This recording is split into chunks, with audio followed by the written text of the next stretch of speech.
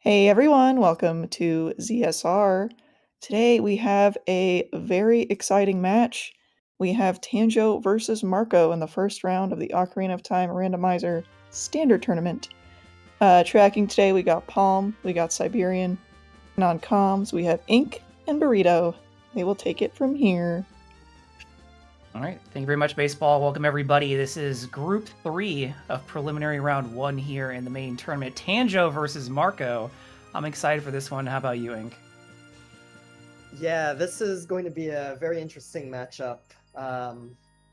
Marco, of course, former tournament champion. Tanjo in red-hot form, so this will be a very interesting one to see play out. We also got a very interesting start with the Fire Medallion, Saria Song, and Hover Boots.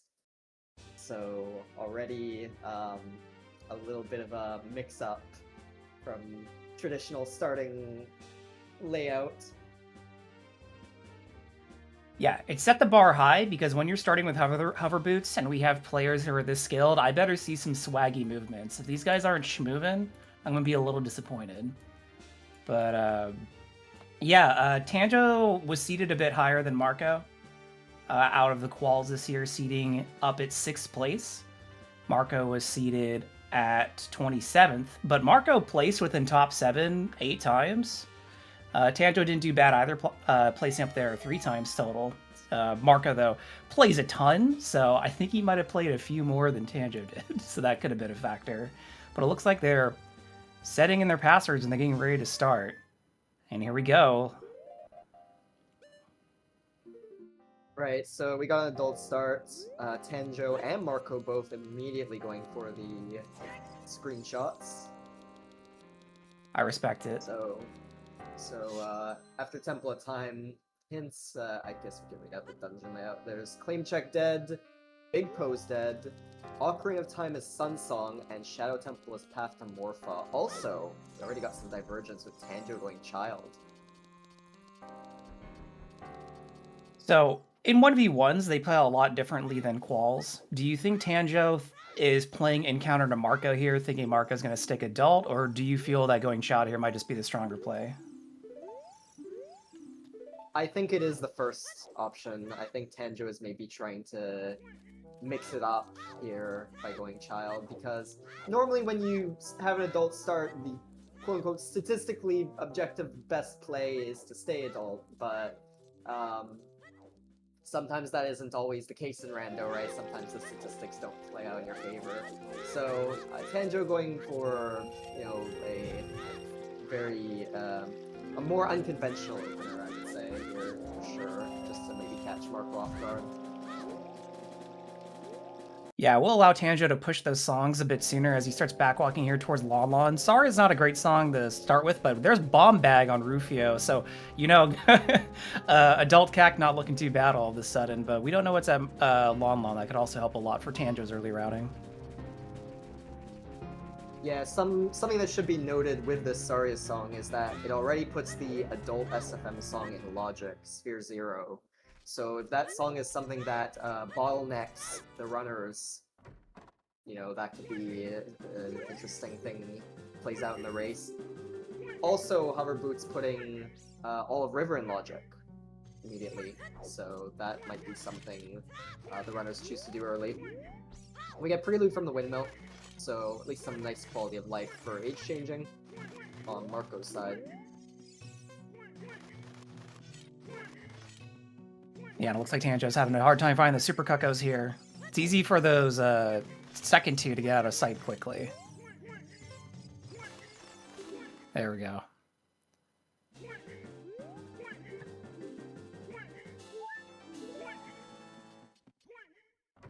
So, dungeon layout today, Deku entrance leads to Water Temple, the Dongo's Cavern leads to Bottom of the Well, Jabu is vanilla. Forest entrance leads to fire. Fire entrance leads to forest, so those two are swapped. Water temple entrance is shadow. Spirit temple entrance is Gerudo Training Ground. Shadow temple entrance is Spirit Temple. Bomb of the Well entrance is Deku. Ice entrance is DC, and GTG is Ice entrance. GTG entrance is Ice. Tanjo at least getting Serenade here for Child 1, so won't have a very hard time going back adult in this Child 1. But we got Light Arrows in Spirit Temple, so pretty deep, actually. Yeah, especially since Spirit Temple today holds one of our 3 stones, so we're gonna have to go into Stone Spirit at some time to look for those light arrows. We're gonna get an early check on Child Spawn here from Tanjo's side, which is a good first thing to do, as Serenade does help for movement a lot, getting down to Lake Hylia, but that's not a lot of checks, and might not really be able to action some of those things, so might as well see where this takes us. Oh, okay. So, discount Nocturne, not bad.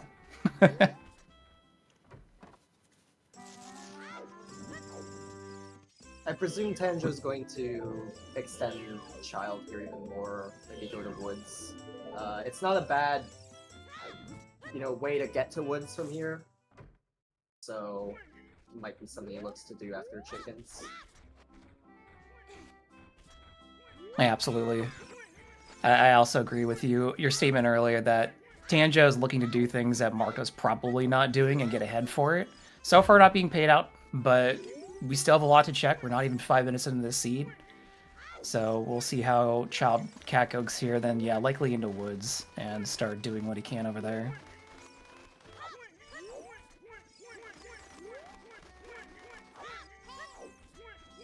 What's Andrew got? I guess it's Cucko Lady in this game. What do you got, Lady? And big chest from Marco in Graveyard. Okay, Strength is definitely a lot more exciting than 20 rupees. So Marco, it's got the DC starter pack right now with Bomb Bag and Strength already on lock. Yeah, Marco could straight up do Dodongo's Cavern here if he really wanted to. Because, yes, it's out of logic and you don't have Zelda's Lullaby, but you can do the trick with hovers to bypass the waterfall, and you have Bomb Bag. Plus, like I said earlier, all of Rivers in logic. So yeah, it's very possible.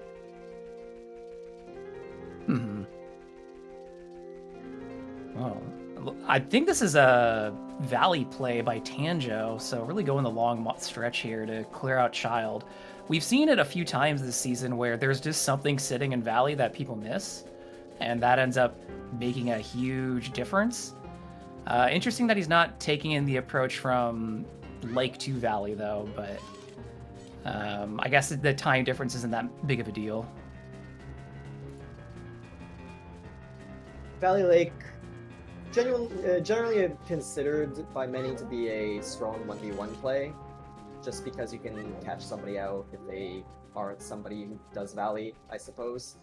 But yeah, like you said, Season 9, for some reason, Valley has been so prominent, like way more prominent than other seasons. So we'll see if it pays off here for Tanjo, as Marco continues his adult segment and is going to likely do Crater Loop here with those hovers to get the Death Mountain Crater song.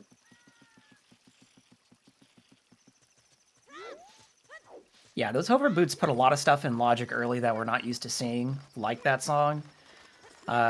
So we're going to see Marco really put those to work here in this early adult routing. Especially for someone who has strong execution like Marco, those hover boots just open up a lot of options in your first adults checks here.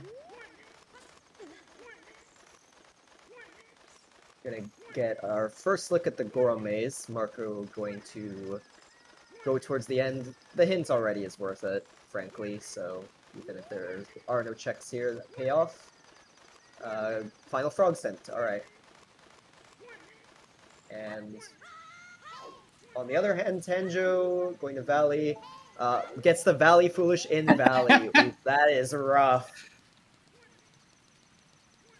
That is That is a Valley Lake play where the game's spitting in your face for taking it. That's pretty bad. Sorry, Tanjo. That's getting randoed.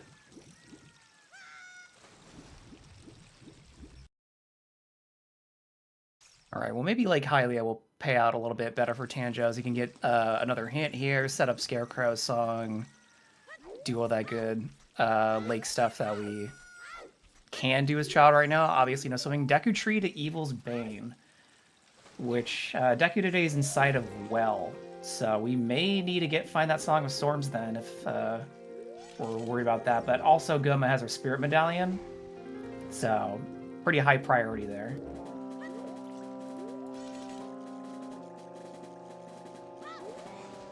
Song of Time in Death Mountain Crater from Marco, so not the most useful song to get early. Might come into play later, however. Just gonna continue with Crater Loop here as it's already in logic. The seed is really trying to give us all our banger songs early, starting with Saria's, then Prelude, then Serenade, then Song of Time. Gonna save all those really powerful warps for later.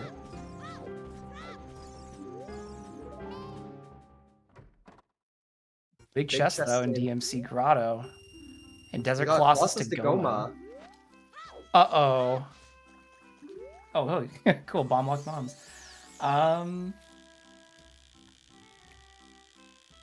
Most likely, Desert Colossus to Goma, that's most likely Storms. I'd agree. Since it's in Well, it's this Requiem check of Storms.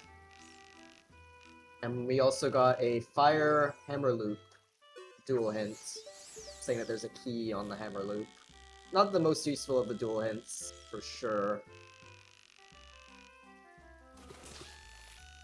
Now, at best, it might give you some hints into the key logic, but it's not enough information on its own.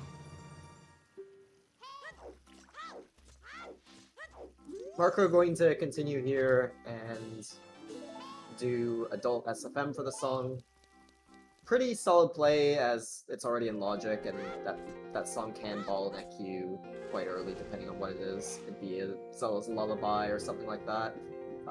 Also, a Shadow Wind Walls dual hit, so we do not need Dins to beat Shadow. However, we will need it most likely to get into Spirit. And Mido's House having a Slingshot and a Wallet, so not the most useful items, but unlocks a check at least.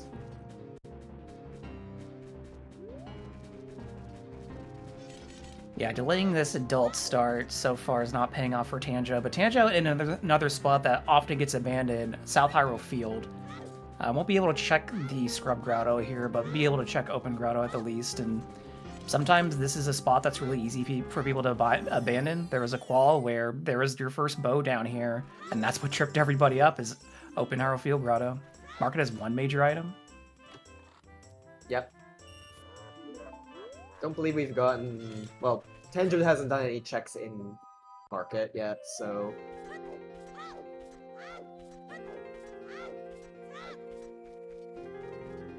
But yeah, Tanjo will continue to Child Woods here. Get a bunch of Sphere Zeros out of the way along with a Child SFM song.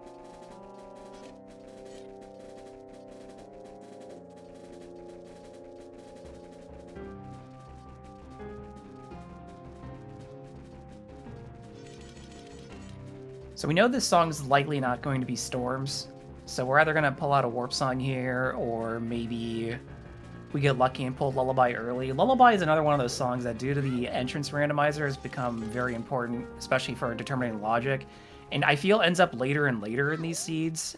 It's not uncommon for that thing to appear on Burning Cack sometimes, especially with a Fire Medallion start, or in the Bag of Ice.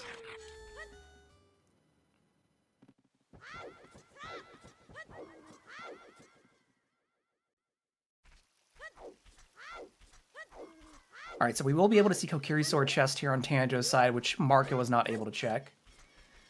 And then Marco is checking SFM Grotto, not paying out. But I guess he's still looking for Choose. Shouldn't be, because he has bombs. But... Oh, fill up his I empty wallet, maybe?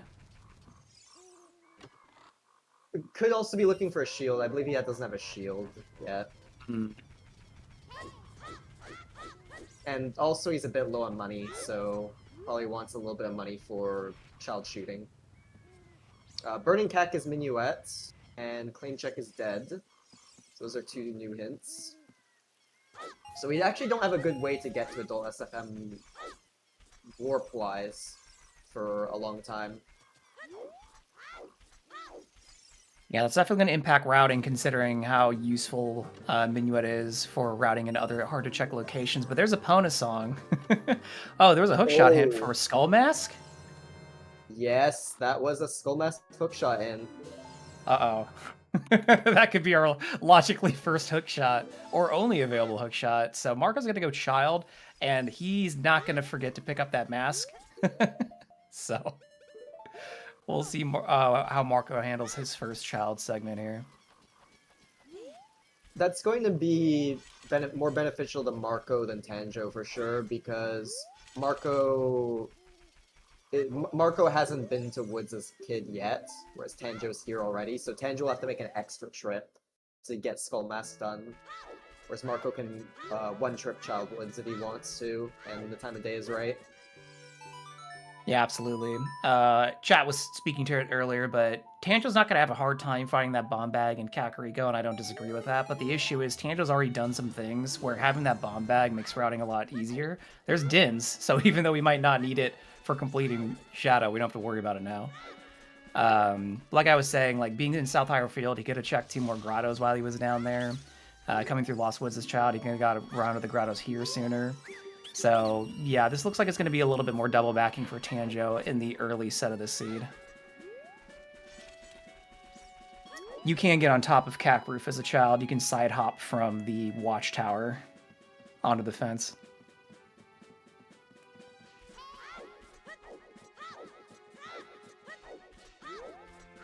And as a reminder for everybody, you are live with us here on ZSR, but these runners' streams are on a 20-minute delay to account for tournament rules. So we are seeing them in the future from the past or something. Something along those lines. Something along those lines, yeah.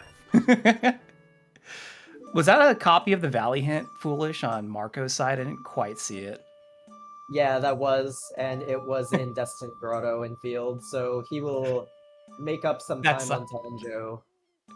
That's again, like if Tanjo had a bomb bag, he would 100% check that before going out to Valley and be like, oh, okay, I'm not going to Valley. So again, just finding that bomb bag late is going to just add a bit of time there for Tanjo. Other thing to note is that Marco will actually have very good time of day. With that Child spawn, he'll be able to turn in Keaton Mask and then prelude back and get Skull Mask. So, good time of day routing for Marco here. Yeah, that's actually wild too, considering he doesn't know what his Child spawn is yet. So that's just going to be a little happy accident on his part almost. For sure.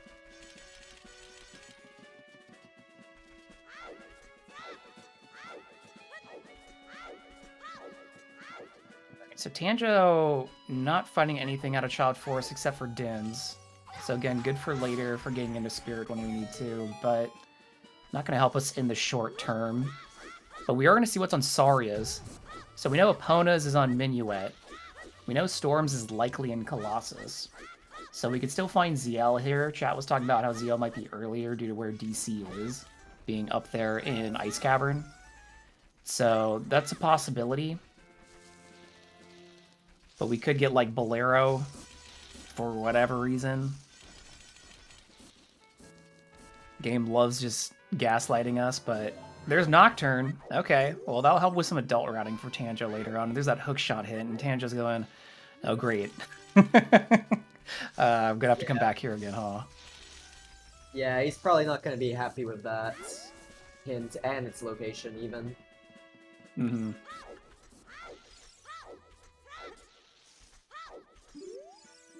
Also, I'm sure Tanjo was hoping for Requiem there to fix his time of day and make it daytime to get back to market easier.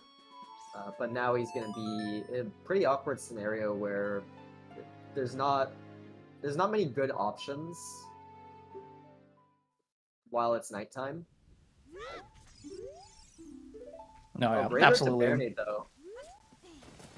Graveyard to Baronade. There was nothing on Dampe Race, and I don't think there was anything in the graveyard chest. We didn't see anything. There was. Oh, It there was a was? strength. Yeah, there was a strength there. That looks like a recovery heart. Oh, strength in the graveyard. That's right. Yeah. And there's another one. Oh, okay, cool.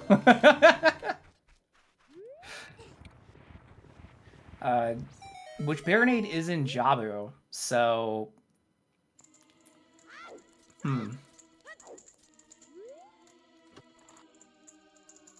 Of course, we haven't seen the Graveyard song yet either, so Yeah. that's the one thing we have to keep in mind. It could be pointing to the song as well, because Jabu's a high priority dungeon, it's Shadow Medallion, right? So Yeah, it says Jabu's in Jabu, so I don't know what song it would be pointing to since that song is Lullaby locked, so you'd think the only song that would matter is Lullaby.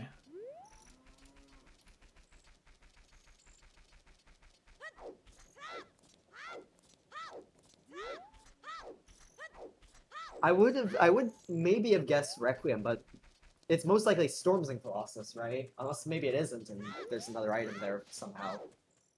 Yeah, it's possible that there's either another item, or maybe it's something stupid like, I don't know, would ZL be on 2 paths if we end up having ZL and Colossus to go to Graveyard to get Storms? Marco, It first wouldn't the be the Skullcast, directly though. hinted. It wouldn't be the directly hinted item. Like ZL can't be directly hinted, of course. So Right. yeah, that's kind of the weird dilemma here. Most likely it is the strength 2 then, if we think about it. Yeah, it's possible that strength 2 is maybe locking our boomerang, and maybe so it's not access to the dungeon, but just an item to defeat Baronade, and boomerang would be the easy answer. Tanjo going to Bottom of the Well, which is in DC entrance without a bomb bag or ZL. Pretty risky play, I'd say.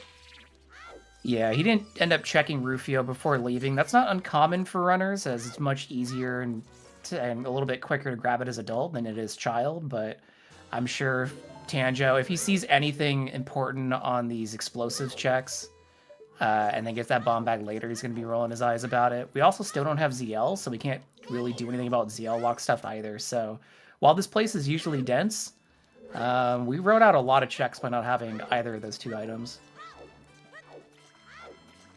I believe there's a good chance Tanjo is doing this because he feels like he needs to take a risk, as his opener really didn't pay off in Valley Lake. Like, he burned a lot of time with that opener not paying off, so I don't blame him. Meantime, Marco doing market checks. Jeez, that's a tongue twister. Marco doing checks in market and finding the bottle there, which was the one important count hinted item. However, Marco doesn't have that hint, so he's gonna full clear the rest of market, most likely, while he's here. Oh man, free bugs, dude. Let's go.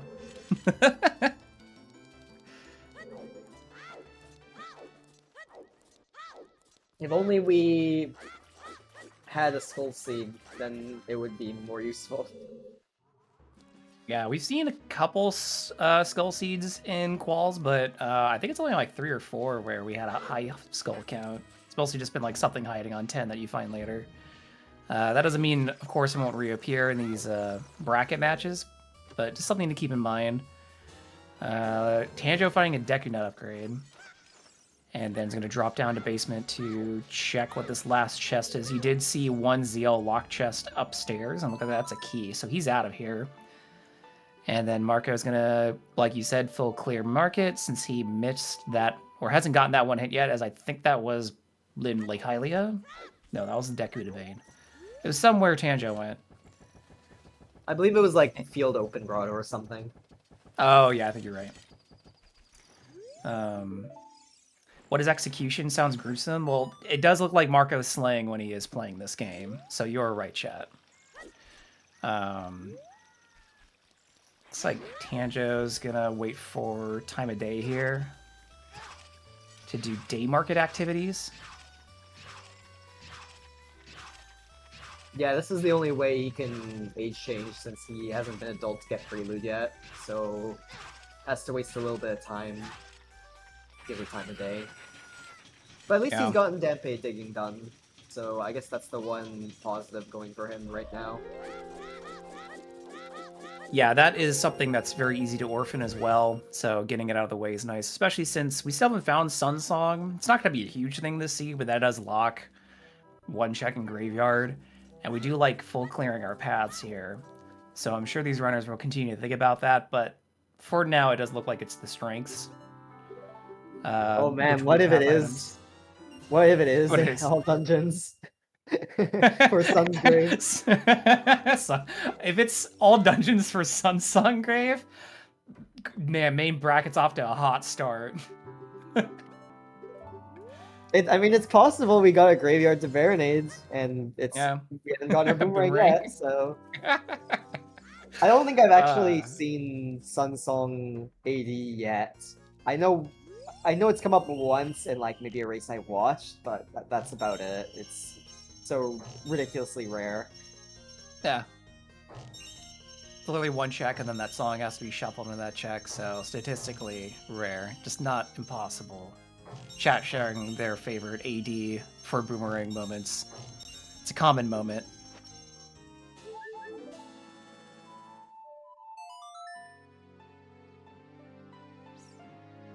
Alright, Tanja going back to CAC with Nocturne. Got the Keaton Mask this time, gonna turn that in. This is just really slow without Prelude, unfortunately.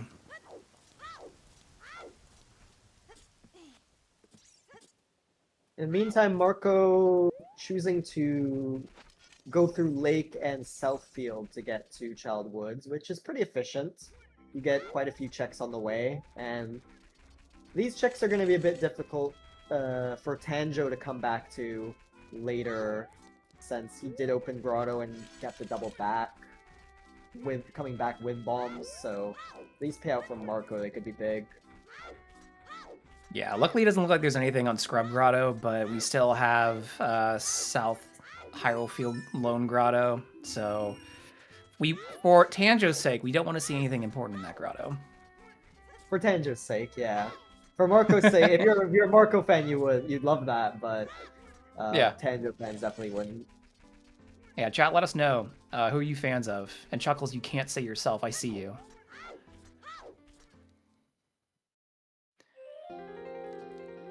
All right, so Tanjo heading out to Hyrule Field, going back to Temple of Time because he wants to get that Skull Mask before going adult. We really want that hook shot. That could be a nice advantage for Tanjo going into his adult routing, as Marco is getting this hook shot out, obviously after already doing a lot of checks as adult. So it may speed up a few things for Tanjo and give him some other options.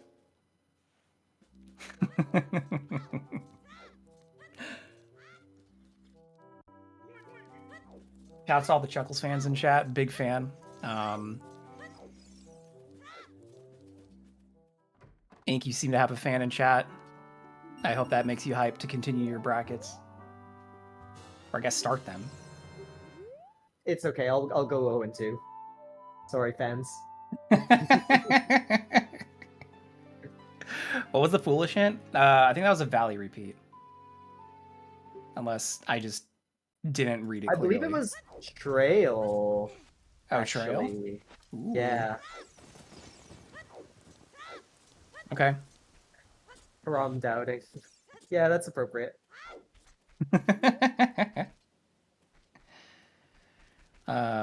So one thing I want to bring up, because people were confused about this during, I think it was Qual 20, came up on Restream.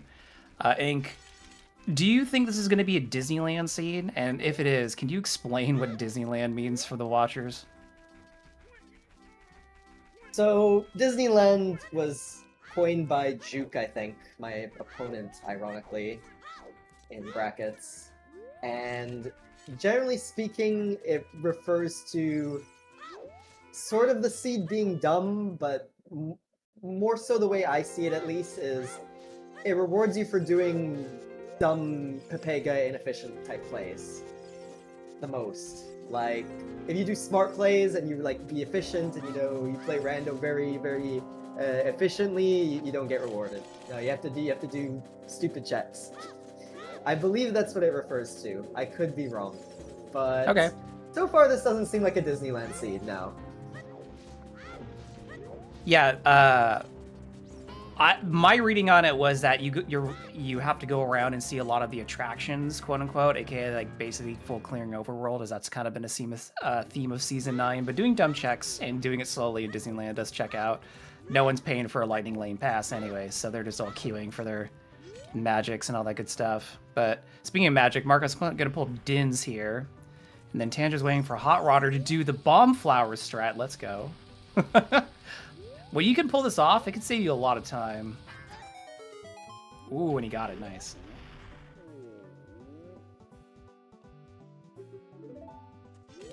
Oh, no, he didn't. It was just a little bit too early. Oh, slightly too early. That sucks. Yeah, he's not going to go back for that. He'll just worry about it later.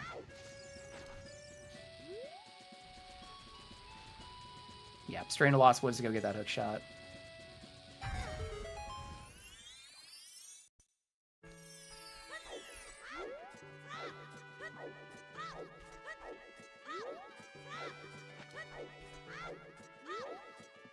Does feel bad to have to come back all the way out here without explosives just to get hookshot, but I think this is still the right call for Tanjo. Again, it just opens so much to do as adult. Tanjo could even do some weird stuff with the hookshot, like if he wanted to be crazy and dip fire. Power to him, because like you said earlier, that early child routing has not paid off, so he's likely just committed to taking some more risks here rather than trying to cover for whatever amount he feels he's behind.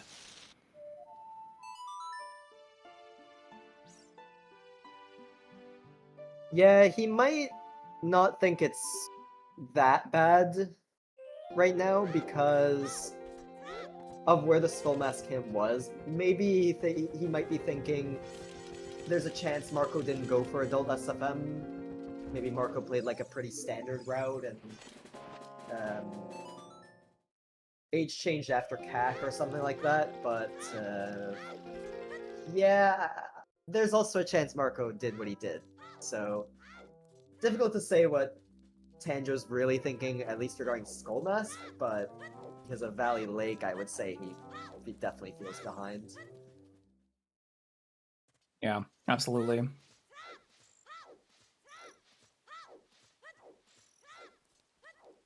Speaking of which, I suppose, we're gonna see Hot Rodder here. Yeah. Maybe Tanjo didn't miss anything here. Nope. Yeah, it's never Hot Rodder. It surely isn't.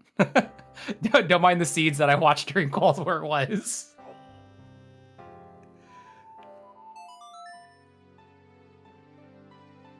Yeah, as Jarek's pointing out in chat, I think once Tanjo sees Bomb Bag on Rufio, Tanjo's going to be like, oh, man. But I think we're going to see Tanjo just bust a move and just really crack the seed open on his perspective. I think we're going to see some more aggressive plays, which is what I love about 1v1s. In quals, people want to put up good scores, so they always play generally pretty consistently and safe. If they're just trying to like improve a score, you might see some people play a little bit riskier, maybe go for things that isn't the strongest play but can pay out.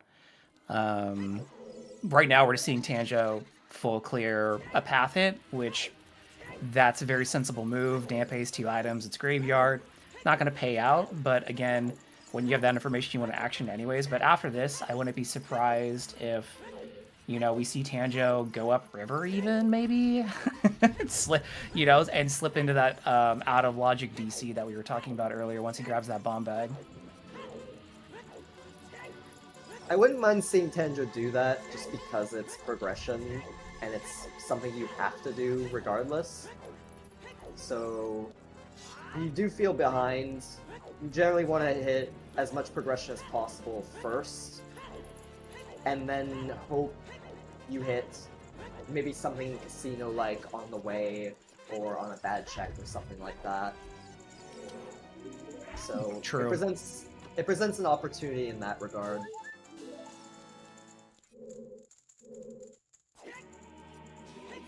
Yeah. Chat's also talking about other opportunities Tanjo has, which is pulling Strength 2. And I don't really think Strength 2 is going to do much immediately for Tanjo, but it being on Dampe Digging, if this becomes a seed where Marco's hunting for Strength 2, and I don't think either of these runners are going to AD this seed anytime soon, getting that Dampe Digging check might be one of the last things Marco does.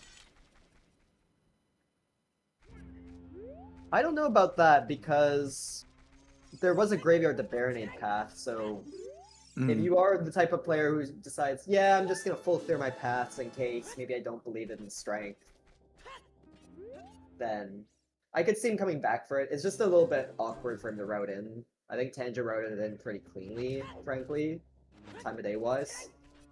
But now I'm curious to see where Marco goes here, because he's going back adult.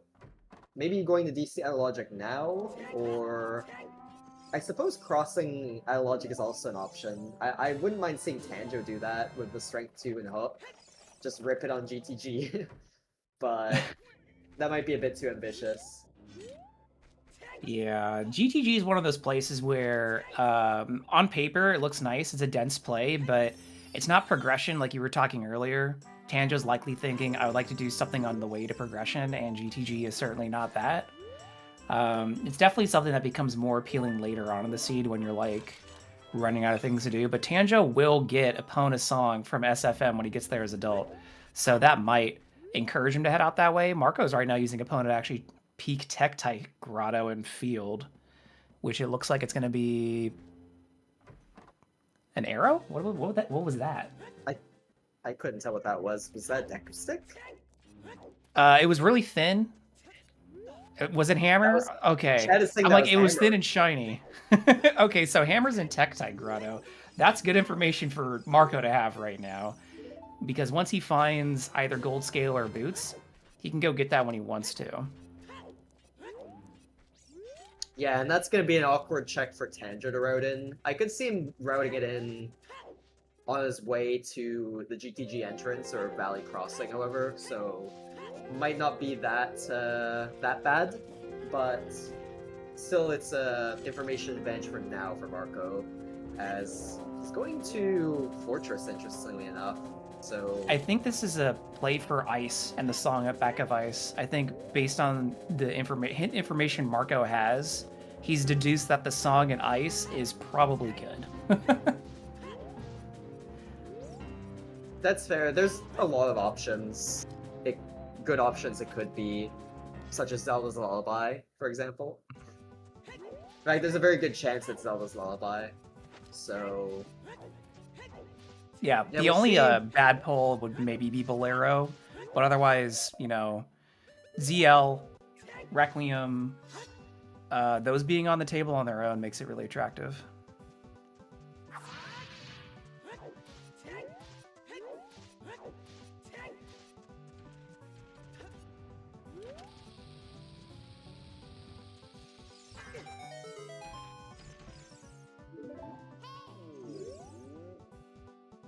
Yeah, as chat's saying, to reinforce your pointing, crossing right now, out of logic just to get that song, you know its path. And with the songs left, it's likely a very good song. And also, when else are you going to be back out here? Like, coming out here just to do Ice then leave? Not super appealing. I don't think in this particular case you need to cross, because looking at your other options, you know what Burning Cack is, you know what OoT is. Those aren't going to be Requiem. You can, in theory, get Requiem after being Dodongo's Cavern, which if you get Zelda's Lullaby from Ice here, that's already in logic, minus letter. We don't really care about the letter logic, frankly speaking, if we're going to Ice Cavern, unless for some reason you really want to stay in logic, but I don't think so. Oh no, what's on this fortress? Oh cool, prescription. Well, claim check's dead today, so we're not worried about it.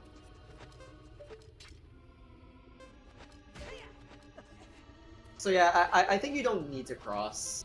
You could do it if you just feel it's more efficient. It's difficult to say, but sure. All right, so Marco's first into Ice. We have not seen Ice Cavern at all today on Restream, so this will be new information.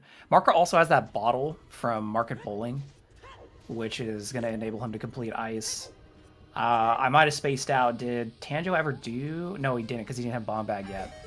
So Tanjo can't even action Ice if he wants to right now. No way to melt the ice.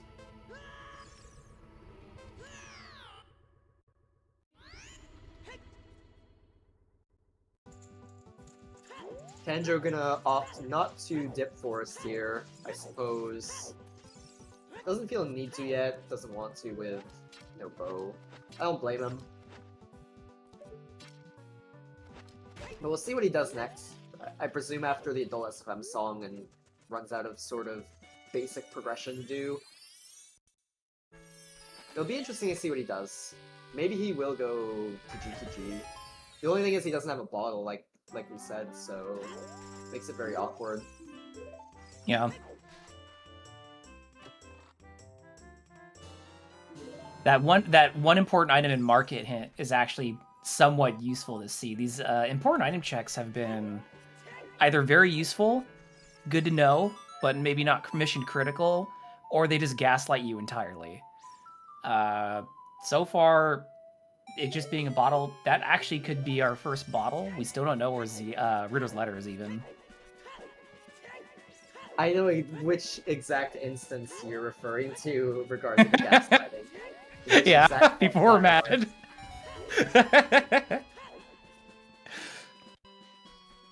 Quals were funny, everybody. You should all go rewatch the Quals if you have not watched them. Very good restreams.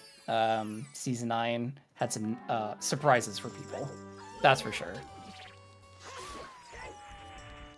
There's a pack of chews in Ice, by the way. Oh yeah, there it is.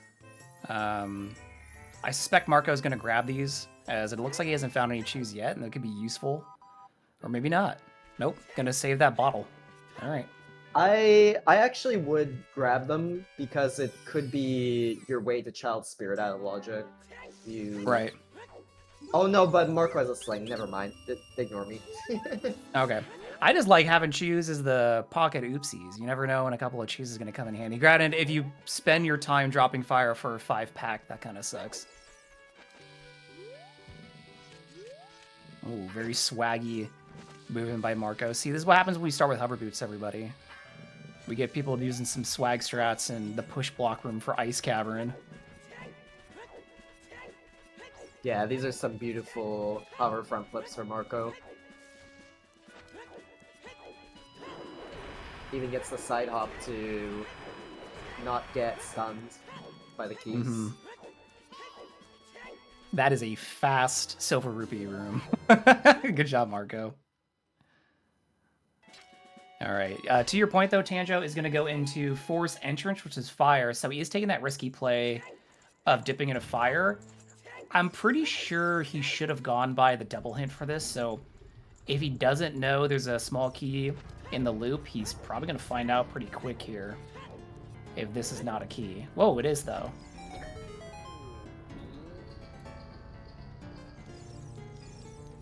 Yeah, to Farber's point in chat, love the hover boots tricks. I personally am not very good at them, but I love watching them.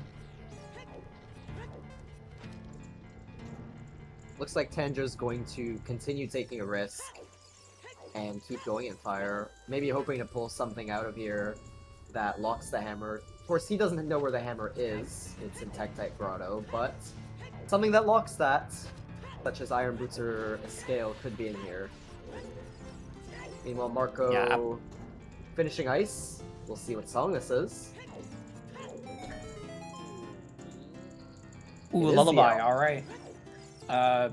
Yeah, so to your point, finding ZL here, I don't think he has to cross. I'm pretty sure that ZL, I'm pretty sure Colossus is just going to be Storms for well entrance. I think maybe actually going up to DC, doing DC, and banking on maybe that being Requiem to save you a bit of time would be nice.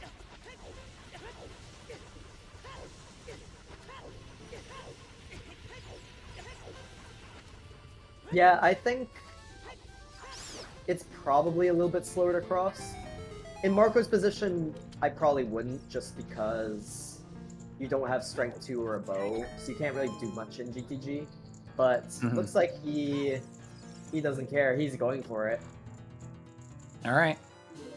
What feels bad about this, though, is I know a lot of runners don't worry about it because statistically it's not major, but I hate going back to Wasteland more than once just to check Wasteland torches. Marco can grab an extra Skulltula on the way if he wants, though, so in terms of his Skulltula routing, he can just slip that in, but Wasteland torches suck. Hate going back there. Meanwhile, on Tanjo's side, he actually got enough keys to keep climbing, but decided not to keep going. Yeah, Granted, it is the slower portion of fire, right? So yeah, it makes it very, very, very risky if it is nothing. But yeah, something very interesting to point out there. yeah, I think there's a time where you want to push stuff like that and play risky, and there's other moments where you're like, the amount of time I might burn doing this is not worth whatever the play I'm trying to make here is. And I guess in the instance of going up fire, you know, when you're already missing 2 of your 5 hearts anyways, if you get unlucky on any movement or any cycles or anything, you get stuck at the elevator and then you're just gotta leave anyways, you're gonna burn. Yeah, it's kind of easy to get trolled. You get bow locked up there anyways, and then you're like, well, I'm gonna have to climb this again. Doesn't feel very good. But it looks like he's gonna go pick up Scarecrow's song, and then maybe check top of lab here, and maybe do some fishing. So again, pushing for these less ideal checks. But Marco's first to Colossus having cross is gonna check the ferry here, and then we'll likely see him try and peek the arch, and then grab the song. Something to note though, Tanjo did Destiny and skip Tektite. So yeah, that might come out to bite him really bad later. Yeah, because so far we haven't seen any hints that would point him in that direction. We're still missing a path hint, but since Fire Temple is going to give us our water medallion, that's pretty low priority. At least lower than Bridge, right? So we'll see if it comes up. All right. Let's see what Marco has for a hint back here in Colossus. There's a duplicate of Deku to Bane. It looks like the arch is just a huge rupee. Yeah, just a huge rupee. Cool. And he's going to grab that song. Song is going to be our path.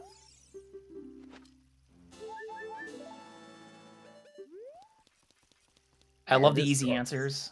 It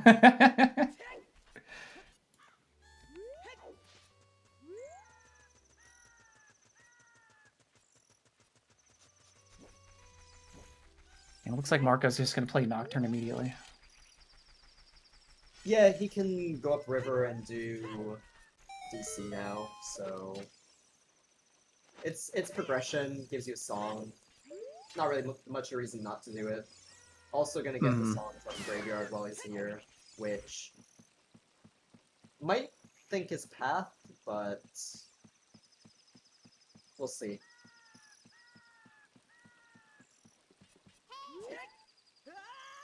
On Tanjo's side though, Adult Lake also not paying out, unfortunately. Yeah. I like the aggression and just kind of committing to the, like, well, this is the route that I've gone on and just sticking with it. It's just unlucky on the decisions. And Marco's going to pull. It's going to either be Bolero or Requiem, I think, at this point. Yep, and Bolero. There is Bolero. Okay, so if it's not the song, it's either something else in Graveyard, in which case we haven't seen AD Sun Song and Royal Tomb Torches, or it's the 2 strengths.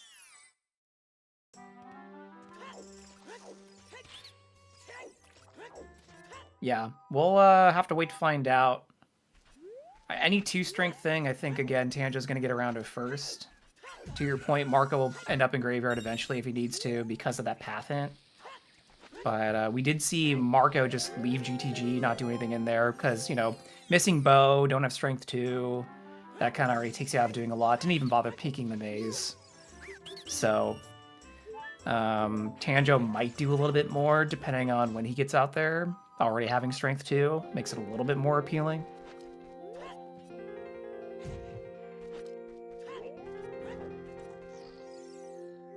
I don't know if it's...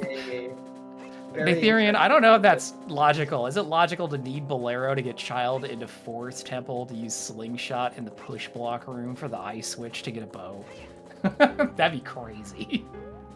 I think it's possible, but...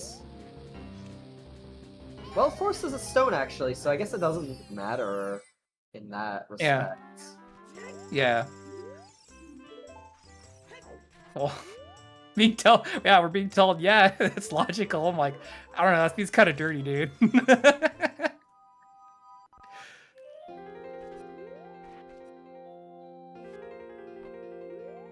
But yeah, I'm agreeing with chat's theory crafting on something being strength locked. But I mean, here is a big chest for in River. Oh, there's wind, and then we had another important item hint there. I didn't see what it was though. That was Kakariko has 4 major items. We've seen Bombs, Prelude, and then there's Burning Cack song. So there's either one more or I forgot one.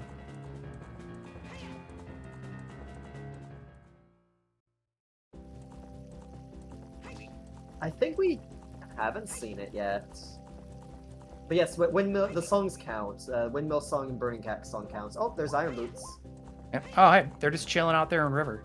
Okay, well, there's our hammer access. Marco has everything but a shield.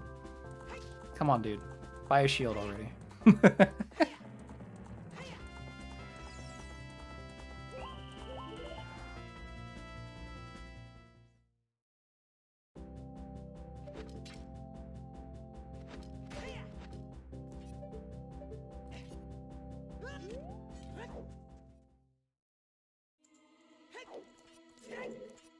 Alright, so yeah, Tanjo's out here, gonna open up Ice Cavern, but to chat's point, I'm not sure to what end. He doesn't have a bottle, doesn't have blue fire arrows, doesn't have magic. Could just be he wants to cross, and so he's just opening it while he's here. He will get the chest on top of Gerudo Fortress, which will net him prescription for the memes. Hello, what magic did he pull from Zora? Oh, this is magic? Cool. So anyways, about that early river play I was talking about earlier. I guess you need blue fire for that, but damn. That's a filthy spot if that's our only available magic. I think it could be worse because you need a bottle to get ZL, but if you did break logic, then yeah, you would be in deep trouble. Like if you went up this way before melting him. That said, Temple of Time was Requiem. So yes, correct. Force Medallion. Woohoo.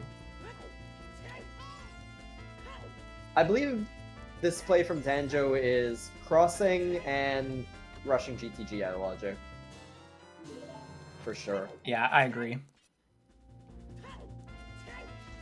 But Marco's first in the DC, so we'll see what DC holds for us, other than the Force Medallion.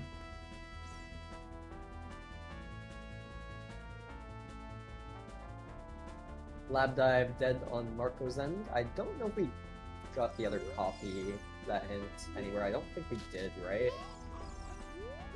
Not that I saw. Oh, I just realized something. We got 2 Overworld Flourishes. Oh, so every dungeon could have something, you're saying? Or it could be 80? There's a 7/8 chance, 7 out of 8 chance that every dungeon has something, yes. It could be something like a bottle, or it could be a progression item, right? But, yeah, 7/8 chance is a pretty high chance. So that might make the runners prioritize stone dungeons or something side dungeons a little bit more than normal. Yeah. Sun's 80 intensifying.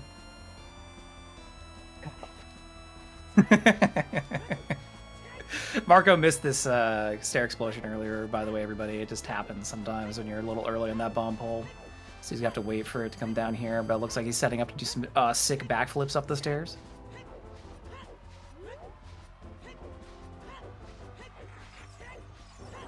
There we go. Love to see him. And then Tanjo's almost done crossing. Not going to pull anything from the Fairy Fountain, but will get storms out of here. But to your point, Ink, I do agree. I think coming out all the way out here now, when having to skip ice, this is just Tanjo going, I'm just going to go for GTG, do as much as I can. I hope I pull something, because he might be thinking that maybe Marco's come out here, but I don't think Marco would have committed to GTG at this point.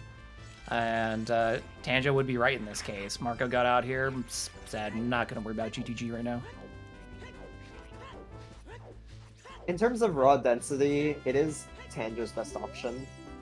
Also, I believe that was a big chest in DC. Yes, it is. Yep. We'll see what Marco pulls here. And it is blue fire arrows. Okay. Well, you needed the bottle to melt King Zora, but I guess you could have got that afterwards if you jumped over him, but he also had our magic, so... Well, we're gonna get our first look at GTG on Tanjo's side.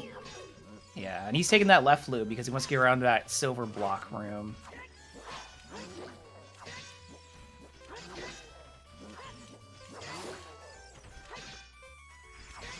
Also should be noted, we do have logic for Spirit Temple access now.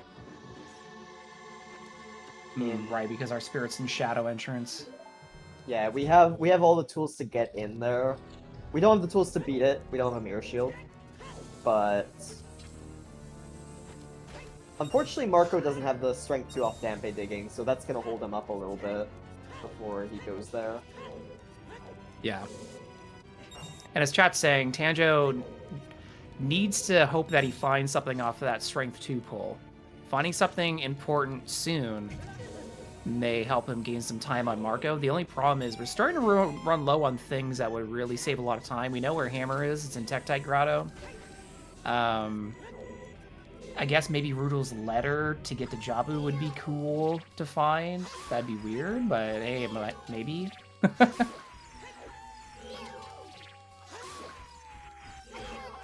Marco, for now, has quite a bit of progression to do. The main thing that he doesn't have, I guess, is like a bow. But other than that, he can get Hammer, he can probably maybe beat Fire, depending on how friendly the key layout is. Mm-hmm. He can beat Deku Tree, he's beating Dodongo's Cavern now. Water Temple, I believe, is... Is it beatable? No, we need a Kukuri sword. Yeah, so we need Kukuri. So Marco can get 2/3 of his dungeons down. Or 2/3 of his medallions, rather. Mm-hmm.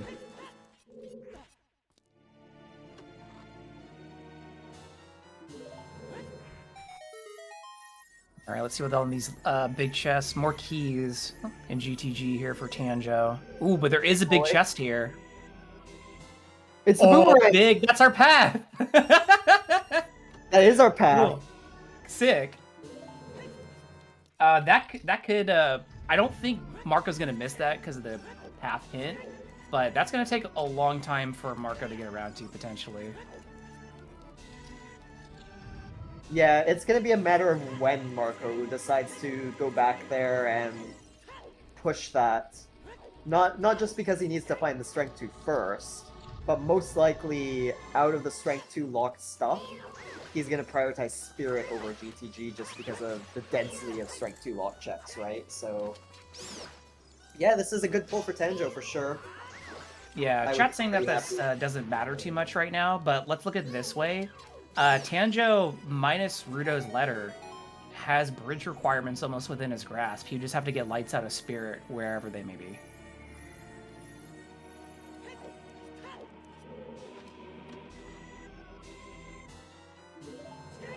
Yes, But Boomerang yeah, was GTG Silver Block Room. Mm-hmm. So that fulfills one of our paths. And yeah, to Natharian's point in chat, it'd be difficult to get around a Dampe. I would suspect Marco would do it if he has time of day when he goes back to open up the well. But that's a big if. Oh, I see. Marco is going into Stone Shadow now to chase that Morpha path. Most likely looking for Kakiri Sword here. Mm-hmm. Interestingly, So- we have a big chest in the center GTG, by the way, and Tanjo has enough keys for it. Yeah, he does. So that could be another item that helps him greatly. It could even be letter in theory.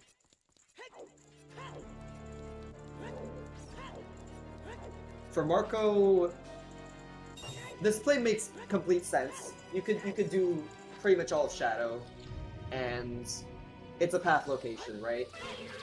The one downside is that if it's long shot in here and not Kakiri Sword, could be a little bit rough if Tanjo somehow manages to avoid it. So yeah, we'll see what becomes of Shadow Temple here. Yeah, I'm pretty keen on seeing what happens in Shadow as well because of that path hint. Because we already found Iron Boots, so that already marks one thing off the Morpha path. So yeah, this seems like a little bit of a gamble, but Marco's sitting still in a pretty good position with how he's routed this early game. Tanjo, though, with this boomerang pull and then potentially this center maze check, might have some opportunity to gain time, though. For sure, and we already got a big chest in Shadow Temple. What could it be? It's the long shot. Don't even need to go past the first two checks for that one. That's going to help with some movement for Marco. That'll save a bit of time. It's probably better for Marco that it was earlier rather than later, though, so he doesn't keep getting baited. Meanwhile, Tanjo pulling Lens in the center maze, so not the most useful pull.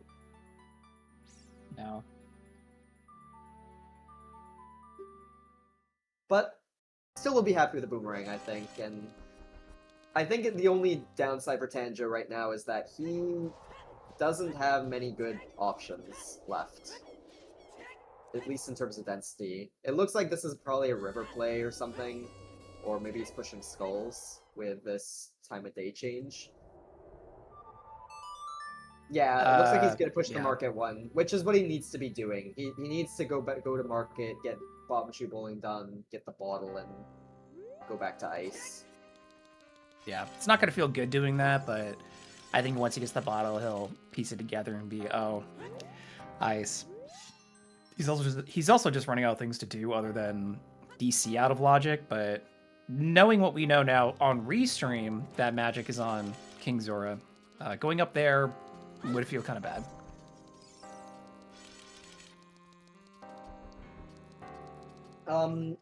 Also, chat asking if there are any logical implications of Lens being there. There actually aren't. We do have logic for that Lens, although Tanjo sort of got it out of logic, but in theory, between the two runners, we do have logic for it, so access to Spirit Temple entrance, which is GTG, is both equally accessible by crossing or getting Requiem, either way. But you do need ZL for, I think, either one? Yes, because of the magic, so you do need ZL at least. Tanjo was just about to leave and was like, wait, bottle. Yeah, I need That's that. my one major.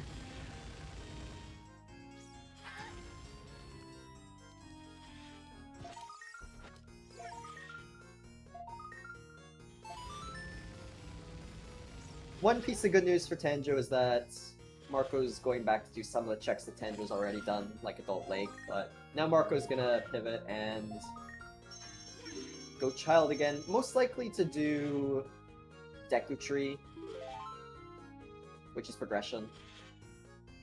Yeah, Deku Tree being inside of Well. So, it was pretty late in the day for Marco, so he should be able to get Dampe time while heading over. Chat was talking about setting time of day, going into Ganon's castle area. I believe that sets it to like midnight or whatever. It doesn't set it to early night. Right? Yeah, it sets you up just enough to get Dampe time, though. So... Okay.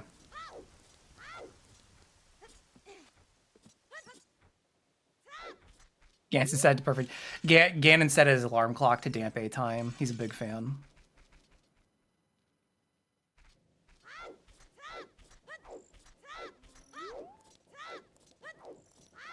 Tanjo, in the meantime, going to do progression Deku, as he did pull storms, so this will fix his time of day issues, and, well, granted, it doesn't really matter too much the time of day issues, because he does a prelude now, unlike Child 1. But regardless, we'll just get some nice progression done. Marco, in the meantime, getting Hyrule Castle Fairy done. Pretty isolated check. Now in logic with the ZL from Ice.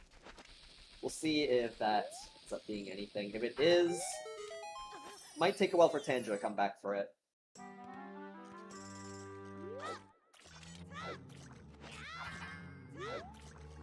Holding my breath on this Hyrule Castle Fairy check, which, nope, just bombs. Alright, Marco's gonna quickly reset.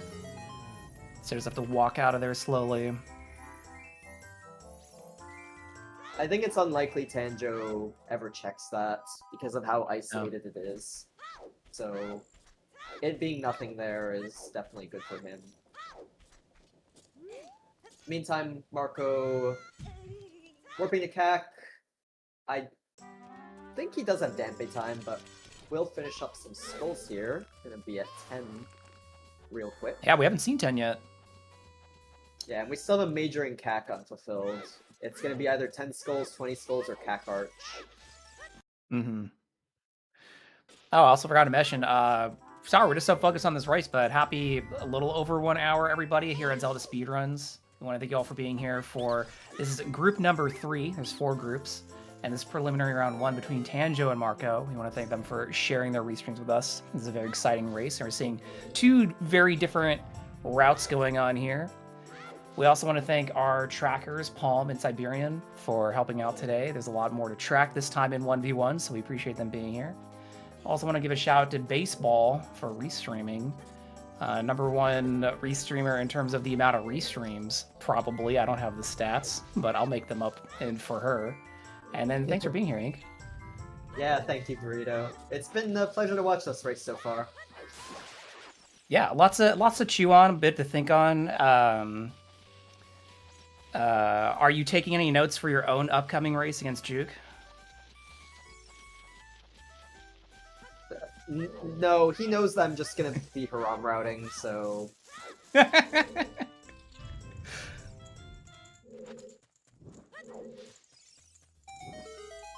I know he's been practicing Haram routing versus me, like in pickup races and stuff. So he's trying to use my own strategies against me, but that's about it. What is Haram routing? I don't know if I know what you... I don't know if it means what I think it means. It's just it just refers to like really disgusting routing that. Okay, so it's like Disneyland, but it's like Disneyland routing, yeah, but grosser. Okay, basically. All right, well, being filthy can pay out in S9, it seems, as we've seen some pretty nasty looking seeds. So we'll see if it pays off for you 1v1s. I don't know about you going 0-2. I like to be a little bit more optimistic about garbage style plays. Oh yeah, minor detail. Marco did nicely route in Dampe digging and get that strength 2 back, so he's essentially caught up to Tanjo minus the boomerang, and will be following him into Deku now. Yeah, to no surprise, Marco routed it in when going back to open well, which is what I guessed. So a little behind, but not much. Generally ahead in terms of, I think, just overall checks have been done so far. Just being able to also know where that hammer is, so he can go get that whenever he wants. To your point, again, Tanjo went out to Hyrule Field again, checked Market Grotto Boulder, and then didn't go over to Tektite. So I have no idea when Tanjo's going to get over to there. Yeah, Hammer's gonna be a big one for Tanjo. He could get bailed out by a potential 5th patent, since the 5th path could be to Volt also. That's a Mirror Shield in Deku Tree. Deku to Bane, Mirror Shield? Yeah. I All guess right. lights are mirror locked, which kind Mm-hmm. of makes sense.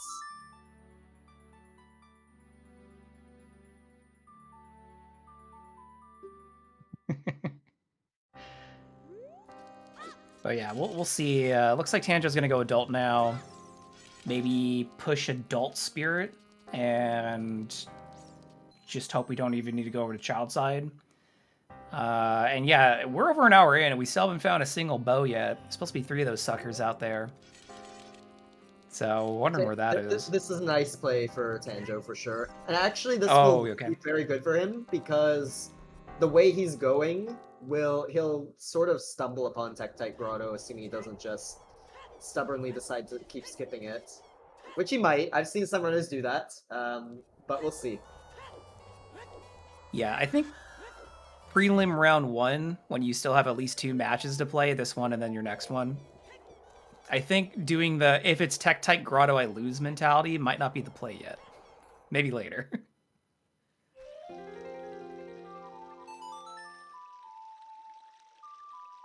I don't think Tanjo is going to be leaving ice without a bottle of blue fire, chat. Like, you're going to go back, grab blue fire, and leave, because he has not gone up to DC yet, so he knows he can go melt King Zora on the way. Now, if he forgets to get a bottle of blue fire, then oops. But we'll have to see. And yeah, here's the Tektite Grotto peak. So he is going to see it. So this is good. Yeah, this will put Tanjo at least not out of the race. That's the main thing. I think if he orphaned this again, then it would be really, really rough. Unless he gets bailed out with a hint. But this keeps him in it for sure. And he still has quite a bit of progression that he needs to do to catch up to Marco. Marco might end up doing Bogla well after Child Spirit here to complete this child segment if he wants to be very thorough. We'll see what he does, but probably we'll go Child Spirit after Goma. One thing that might help Tanjo out a lot is Marco skipped those chews in ice. If Tanjo stops to pick up those chews and then just happens to decide to go mode DC, that could save a bit of time since Marco went all the way around to do checks. However, DC has a lot of checks, still early in the seed. I don't really foresee Tanjo taking that kind of risk, as we've already seen him take a lot of risks today and get burned on it, but if he puts DC off, that could be an option.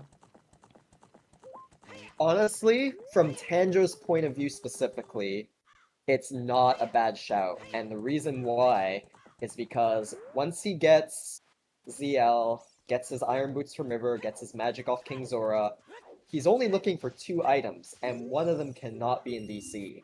So if he does still feel behind and wants to see, it's not a bad shout. You're basically just gambling.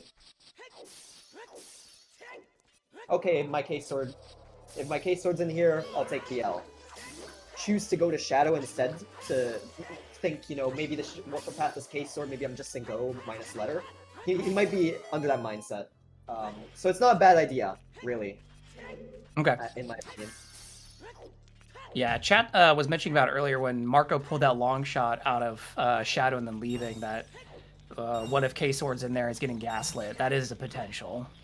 But for now, we're just going to assume that we don't need to go deeper into Shadow, but we'll see how Tanjo feels about it once it gets around to there. In regards to that, however, I think if you are Marco, and if Marco gets into the position where he's just K-Sword from Go, that's probably going to be the first place he comes back to.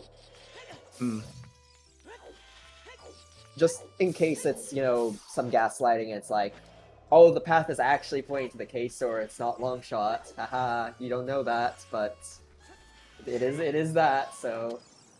The thing is that Marco has a lot of, like, high-density areas open, as well as some progressions still, like Fire Temple to do, so he's not going to be prioritizing that quite yet, but it is something he could potentially prioritize once he gets low on available things to do that feel productive.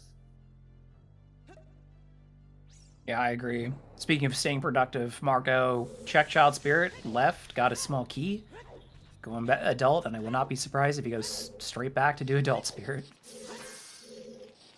I mean, yeah, he has to get those lights. Mm-hmm. How much he'll clear it is interesting because he doesn't know where the boomerang is. So he might think boomerang could even be on Twinrova, and some of those later checks in Spirit Temple can be slow. So if lights aren't on Twinrova and they're on another mirror lock check, it could be something that Tanjo also saves time on, knowing that Twinrova isn't anything. But we'll see where the lights are first. I won't,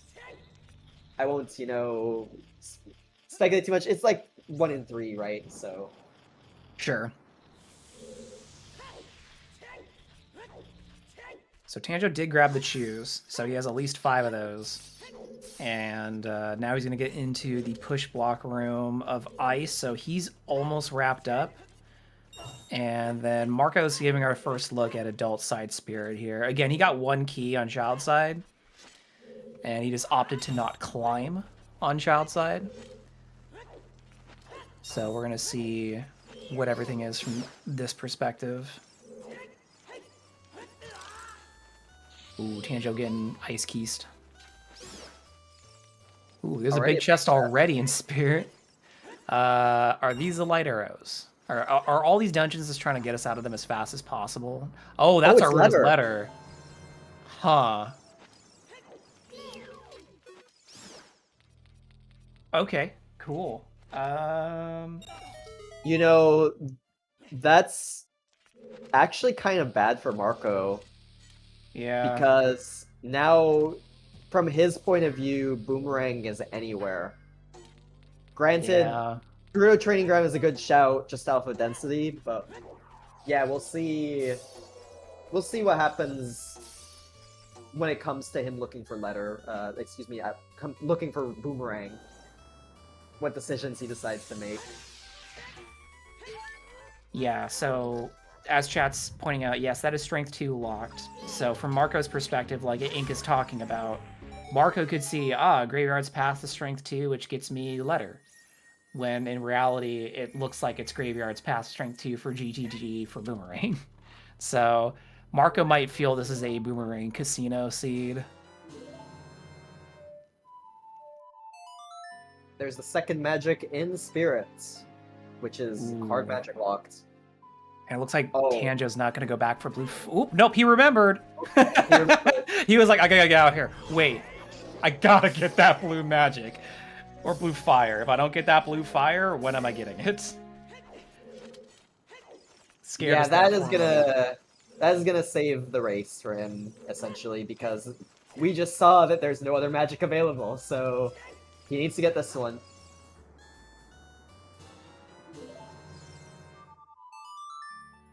All right.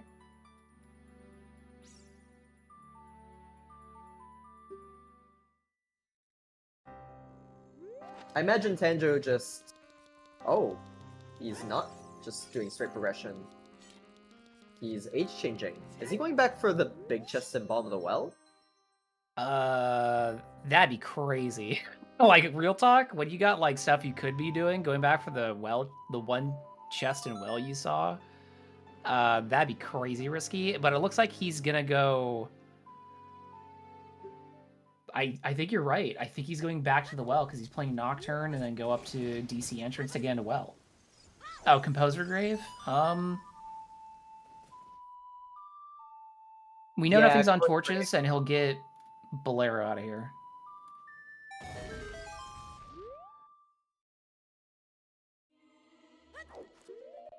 As Chet does correctly point out, there's a good chance that Marco will go to GTG as either the first or second place. He might go to well first or something like that, but yeah, just off of density, likely won't be missing the boomerang, I would imagine.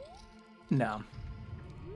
So now it's really a matter of where Bow and K-Sword are, I'd say. Yeah, I'd agree. If Tanjo runs into Kokiri's sword and bow sooner, then basically it's going to be a timer for Tanjo until Marco runs into his boomerang. Kind of how it's going to come down to. But again, we still have a lot to figure out about this seed. We're saying, well, I just got to find Bow and K-Sword. Bow, not too much of a sweat. Kokiri Sword, though, it's looking like it might be a pull. Is this our light arrows, Marco? Sure is. And he's Marco gonna keep going. Yeah, I would at least do these next 3 checks. And then he might go to GTG. He might just drop down and go to GTG for density. Oh, another big chest. And it is strength 3.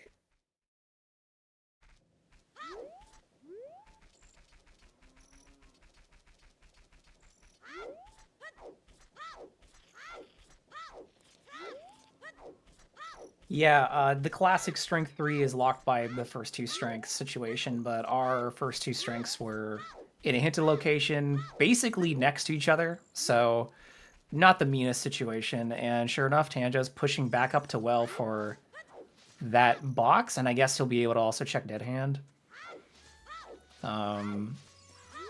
Maybe he's thinking that this is a risky play and may pay out, but Marco just pulled another big chest off of Iron Knuckle, and there's a bow. Oh. That's really good for Marco. Yeah, that is exactly what Marco will want. So now, after he goes to GTG, whenever he goes, it will essentially be a Kokiri Sword Casino from his point of view. So going back into Shadow, like we said earlier, or like I said earlier, potential. It depends, you know, if you feel like the long shot path is just gaslighting. But yeah, but to your point, since we got the long dense. shot. No, I mean after GTG. After GTG, yeah. Yeah, I think if you're Marco, you definitely just rip it on GTG after this. Or maybe you do progression first and then rip it on GTG, just because of how dense it is. He could, again, go to well instead of before GTG as well, but it would cost an exchange, so... And it's just another bottle in well. We got 2 more checks, it sounds like. Someone in chat was counting keys down here. So Dead Hand has 2 items. Tanjo's got to hope that one of these is big. Maybe finding another bow would be huge for Tanjo here.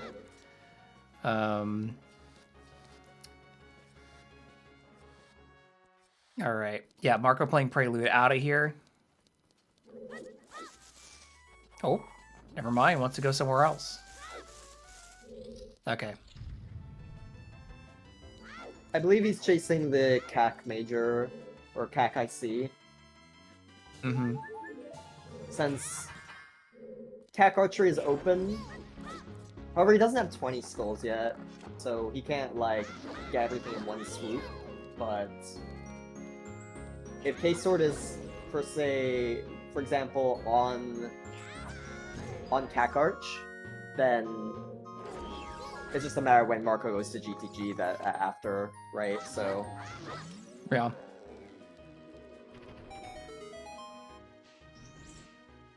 Will Dead Hand pay out for Tanjo? Well, camera's not letting us see it very well, but looks like it's small. Nope.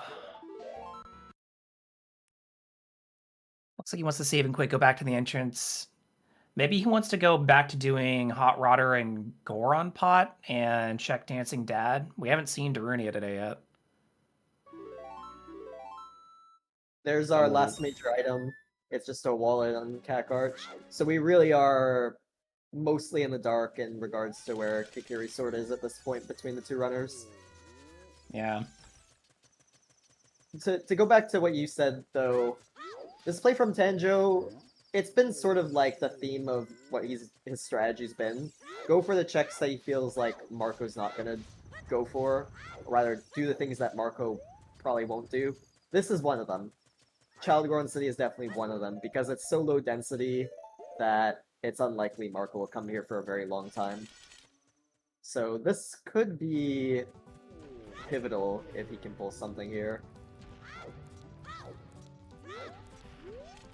Marco finally going for that hammer too. So I think, to your point, Marco's thinking of doing progression first. Maybe go do fire after this.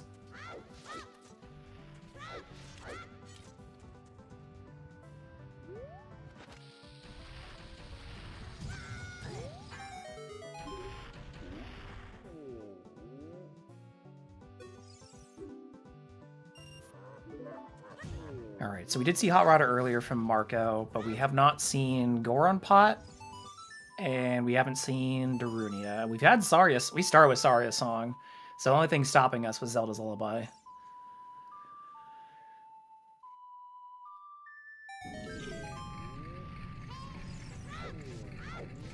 And Marco will make the play to Fire Temple here. Looks like he'll get Crater Fairy done first, though.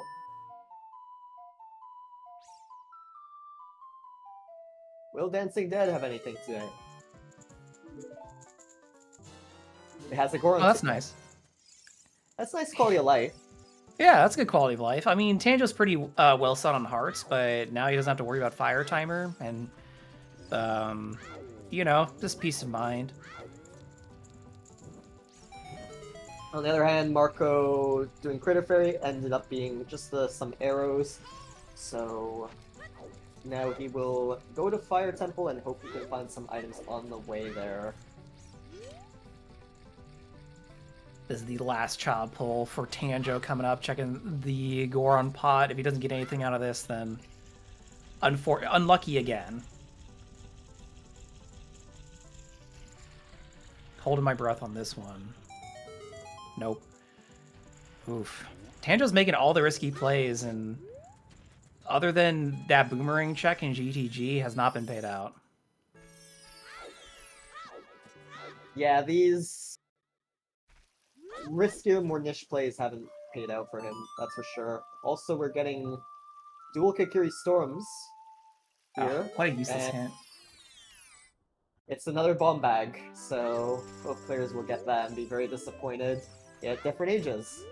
Also, our last hint is River to Volve, which actually is good for Tanjo because he doesn't have the irons yet, but it is kind of on the way anyways. It might just make him go there a bit faster. Oh, I see. Tanjo is going to go River as Kid for another one-off in Frogs 1. Oh, good point. Yeah, we did get that Frogs 2 hint, but we don't know what's on Frogs 1. And Marco hasn't done it. It's a very isolated check that he might, like, never do. So we'll see what he can maybe pull here.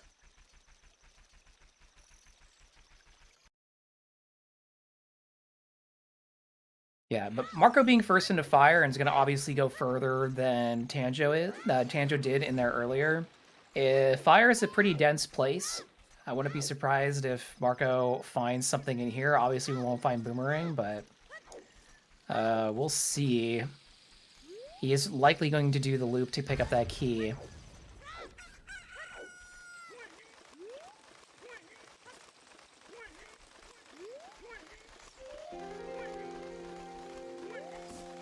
Yeah, at this point for Restream, we just need to know where Kokiri's sword is.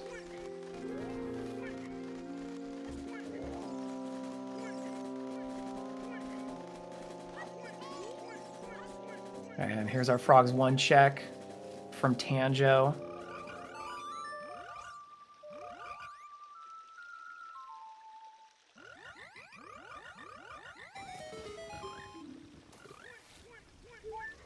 It is unfortunately just a recovery heart. Yeah. So Tanjo found Boomerang early in Gerudo's training ground behind the silver push block. That's right now his main advantage. But Marco will get there eventually. Right now, the big question mark is Kokiri's sword. We have no idea where it is, and our path hints don't seem to be any help. The only one is the path from Shadow Temple to Morpha, but we found Longshot in there very early, so that could fulfill the path. But again, it just could be gaslighting us.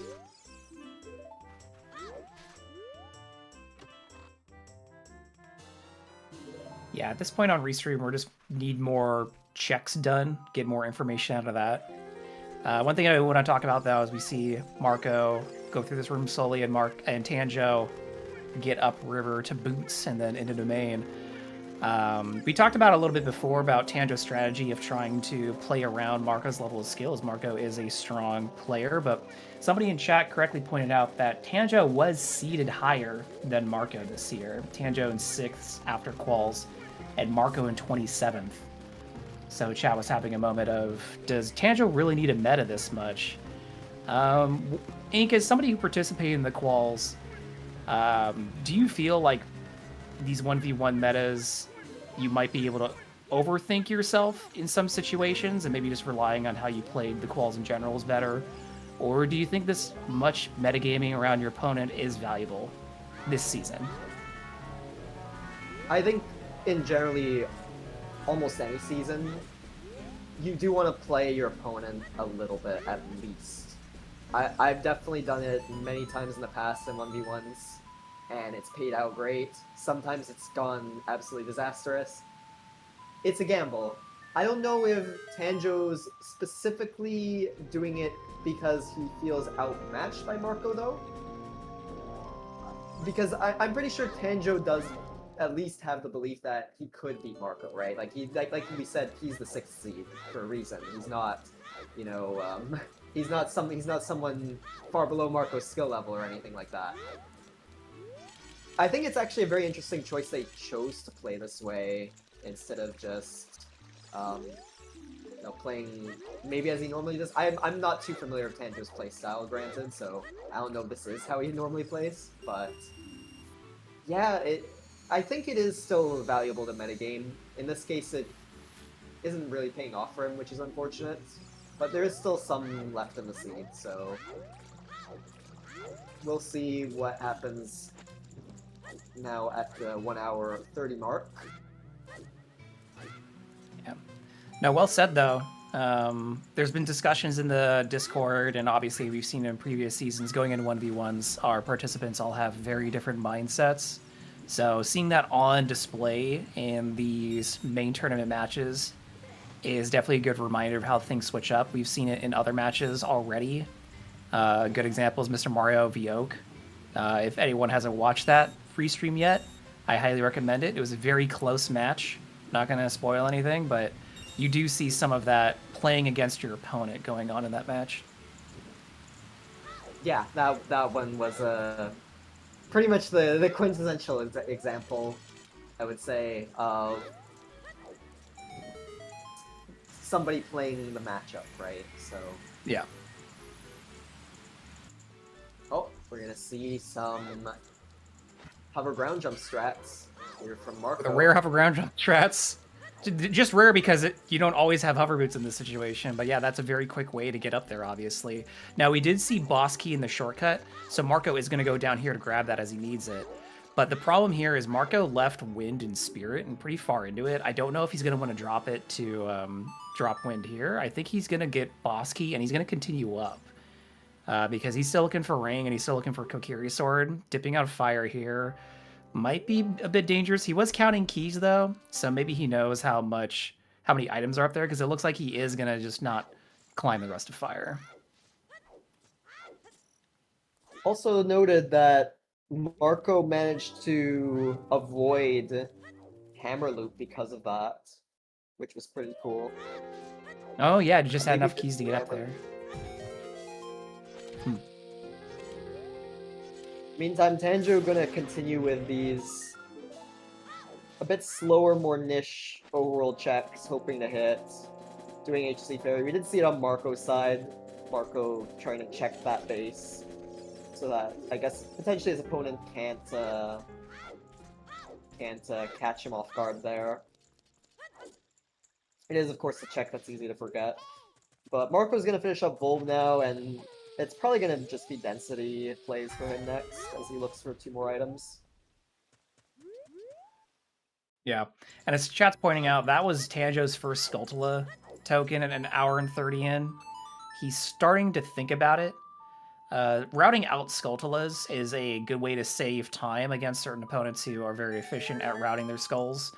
So I'm not surprised to see that Tanjo was skipping a lot of those, but at this point, Tanjo's probably thinking, you know, my letter could be on 10 or 20, my sword could be on 10 or 20, maybe there was an early bow. So at this point, Tanjo's going to start thinking about at least checking 10. But yeah, to also chat's point, if you're going to commit to no skulls, sometimes you just got to commit to it. Agree. And to note, we've seen players at the high level, like the highest levels, like grand finals of S9 type matches, decide to skip skulls to try and gain an advantage over another opponent, even if it's a similar skill level. It's sometimes just a thing where if you do feel you're even similar skill level or lower, then it's not a bad idea to skip. So I think this is one of those cases with Tanjo where he wants to gain some kind of advantage over Marco with this, but he's gonna play Eponas now. Surely gonna go up river, but you have Bolero. Oh, he's going for the hammer. Yeah, because he got boots earlier. And then this will likely be then upriver. Because he does have blue fire bottle on his C button, so I'm assuming he's just going to grab this, head upriver, melt King Zora, get his magic, then go and do DC. And yeah, Marco's finally in GTG and it's going around the left side. So I'm going to clear around that silver block. He'll be also able to do the bow check here that Tanjo wasn't able to do, or all the bow checks. And this is likely where Marco's going to fight his boomerang.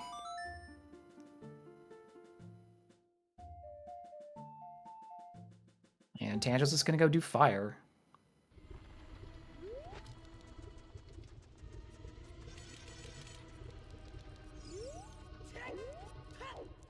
So again, pushing progression, just saving DC for later.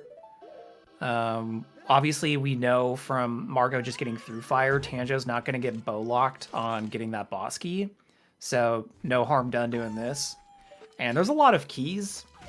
Marco did the small hammer loop, and then found 2 more keys in the boulder base room that he didn't pick up. So if Tanjo wanted to continue, I think he has enough keys to, but at this point, I think he will take the same strategy as Marco and just go fight Volvagia.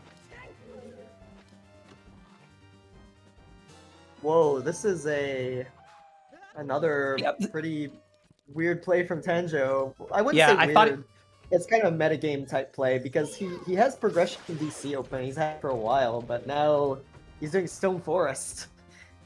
Yeah, I was about to say, I was like, wait, this isn't Fire Temple. Why? I thought he was going to exit out from Goron City to go to Forest Entrance to go to Fire, but no, he's going to Stone Forest.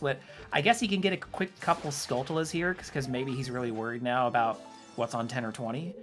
And then maybe he just figures, again, this isn't something Marco would do, because at this point, Tanjo does have Fire open.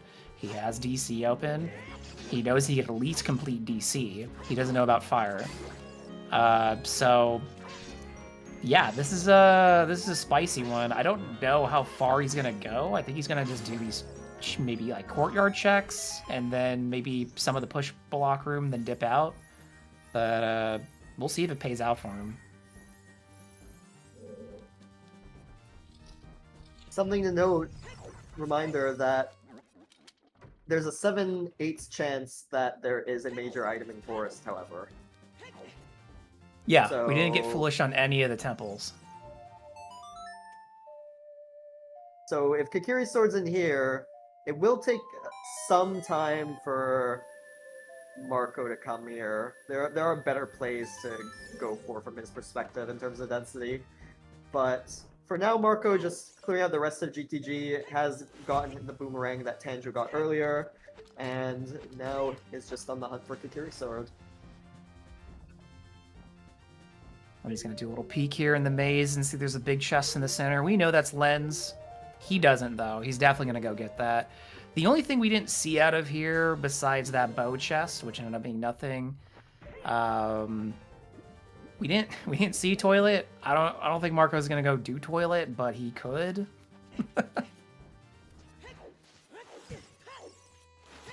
He might do it if he's been counting keys and realizes that it can be an item there. Yeah.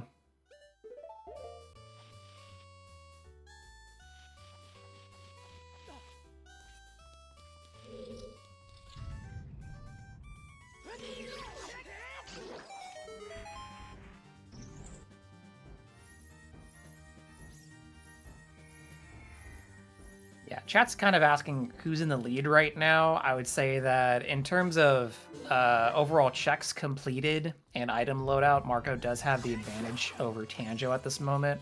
Tanjo's been unlucky, making some aggressive routing decisions, and it just being unfortunate that they haven't paid off. This is another one going into a stone forest. But there's still there's still opportunity for Tanjo to make a big play here and fighting Kokiri Sword. Otherwise, on Restream, between the two runners, we know where everything is. The question is just who finds Kokiri Sword first and where. And I suppose, like you said, since Tanjo's behind, if he does find Kokiri Sword, how long will it take for Marco to find it as well? Because they'll put Marco on a timer, essentially, but there's a chance that Marco might catch up. Difficult to say, though. It's really just a matter of who finds Kokiri Sword first, is the main thing. Yeah, absolutely, because Marco's obviously done more progression, having completed Fire and DC. Tanjo dipped into Fire, but will still need to go back at least to the Fire shortcut to get the boss key. Hasn't gotten to DC at all yet. Spent time doubling back to Well and going into Well in the first place and not getting paid out for it at all. Marco's fully avoided Well. So it's going to be difficult for Tanjo to make up time here, but, you know, again, if you find something in a really weird location like Stone Forest, that could throw Marco off. Or maybe it just comes down to who gets back around to doing Shadow first. And maybe, again, Kokiri Sword's deeper in Shadow.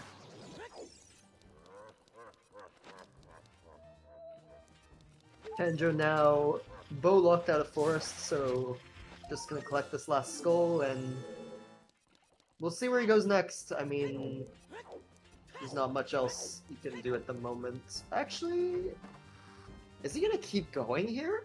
No way. Going for bow chest? Wow. Does he think it's vanilla bow?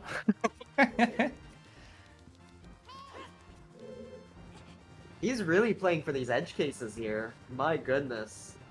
Yeah, this is these are some aggressive plays by Tanjo. I appreciate them. It's always fun to see. Yeah, I mean, it's definitely fun to see.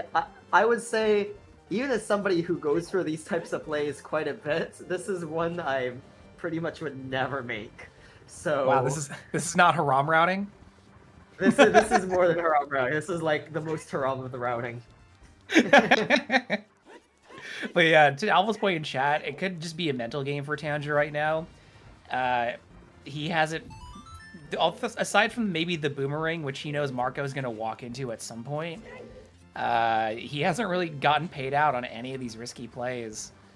So maybe he's just saying, I'm just going to take big gambles and hope they pay off. Like, again, he could just feel really behind. He's been skipping skulls, and now all of a sudden he's jumped up to 5 in the last 10 minutes. One thing that's really important in 1v1s is the mental game. Other restreamers talk about it really well. They discussed it a bit, I think, in the recent Gossip Stone podcast. And it's definitely something to... it's something hard to gain, especially even if it's just through experience. There's just some tendencies that are hard to override as a player. And when you're racing against the top 32, no matter who it is, whether you have Marco on the other end, Cola, basically anyone from top 32, you're already sweating. But then put in how Season 9 has been a boon or bane to some runners over quals in practice, you can get pretty nervous here. I think it's not just that, but the fact that Tanjo's opener straight up didn't pay out. And yeah, absolutely. He makes decisions as well, even in adult, that continue to not pay out. So he definitely should... if I were in his shoes, I would feel very behind. I don't blame him for making plays like this.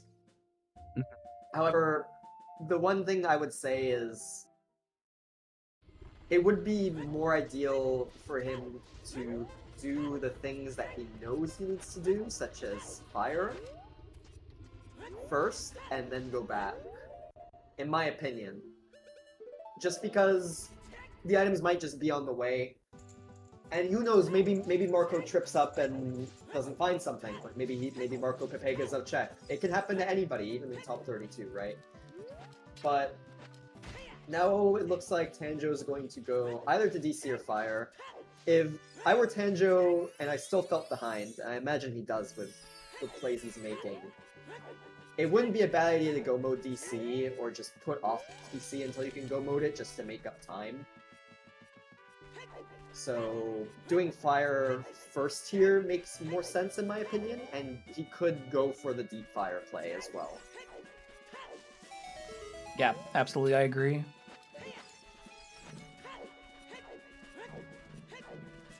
In the meantime, we're gonna see Domain here from Marco. He also chose to go upriver. Well, he doesn't have a scale, so he had to go upriver as child, the quote-unquote normal way, vanilla way, in order to get to Domain, and got Frogs one on the way. So another check that he did in Orphan. But now he's gonna get Domain done and go into Frog Jabu. After that, he's gonna be out of progression pretty much. And it's just gonna be probably density plays from his point of view. He also has IGC open, which potentially Tanjo could avoid depending on the order he does things. We'll see. Yeah, IGC looking attractive though, since Marco does have strength 3, so he could do. Yeah, he could like do everything in there because he even got long shot for Shadow Trial. Yeah. IGC is definitely something easy to get baited into, for sure. But after this Jabu, we're just really looking at that water access, which is Kokiri Sword. So,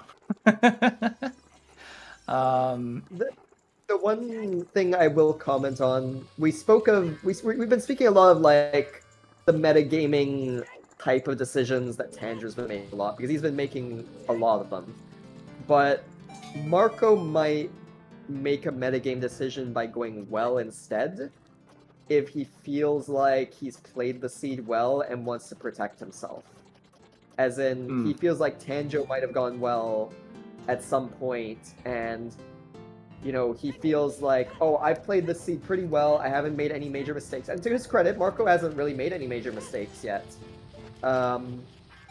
So he might go there to protect himself first, before going IGC, I imagine. yeah.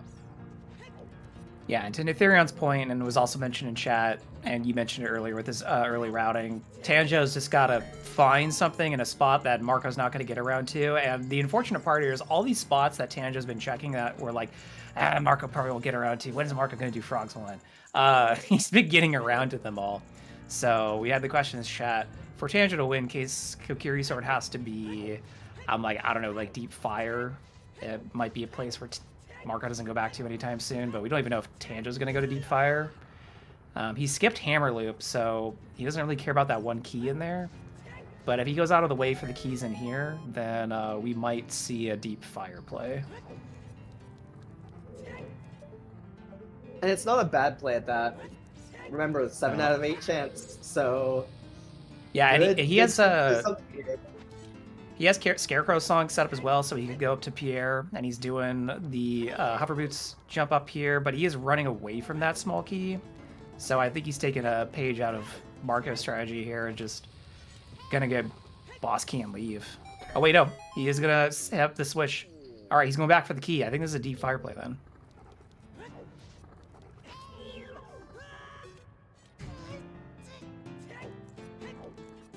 Twin Rova is a possibility, as chat's mentioning, but I think Marco would get back around to that before Deep Fire, only because he dropped Wind in there as adult, so it's not that hard to get back to. I don't know, because Twin Rova's a very slow check. It's like 3 minutes for a check. At that point, like, density-wise, I mean, after Bomb the Well and Ganon's, you got Shadow, which is Path, potentially. Yeah. You have a lot of better options than going back for Rova. There is a chance, again, he might do it to protect himself. After all, he did set FW there. I think maybe he was more scared of Rang being there, if anything, because of the strength 2 path, but Fair. yeah, we'll see what he does. My first guess would just be well to protect himself, but Yeah. there is a chance it could be IGC as well, just off of density and checks per minute. Yeah, that well's tempting too, because after this, you could just, you know, play Nocturne, walk up to the DC cavern entrance, and just head straight in. You can potentially avoid an age change by doing that, which is pretty appealing, plus the extra movement. You can also just save and quit back to CAC too. But I think he's on VC, so I think that you take the warp instead. Chess minigame. Is dead because we have it on Market IC fulfilled. Also, there's something on Jabu Stingers. What could this be? Yay, Stone, let's go! Agony. Let's go, Stone of Agony.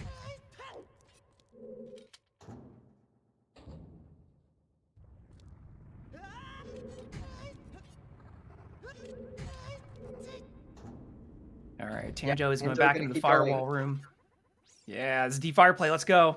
This could be big for Tanjo.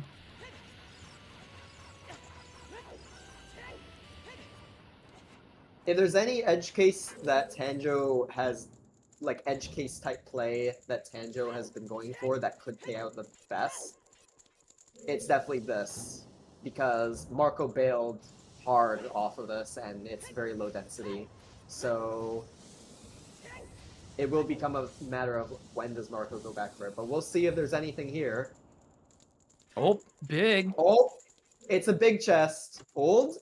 Oh. Yay! Double defense. We found Stone and then double defense immediately afterwards.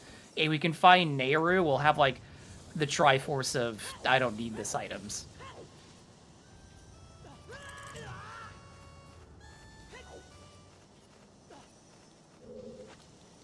Alright, gonna take the hover boots across to highest Goron. He's come all this way. He's gonna go check hammer chest unless he's been counting his keys and he knows the key. Yeah, for sure. Marco, in the meantime, gonna start Big Octo, pretty much.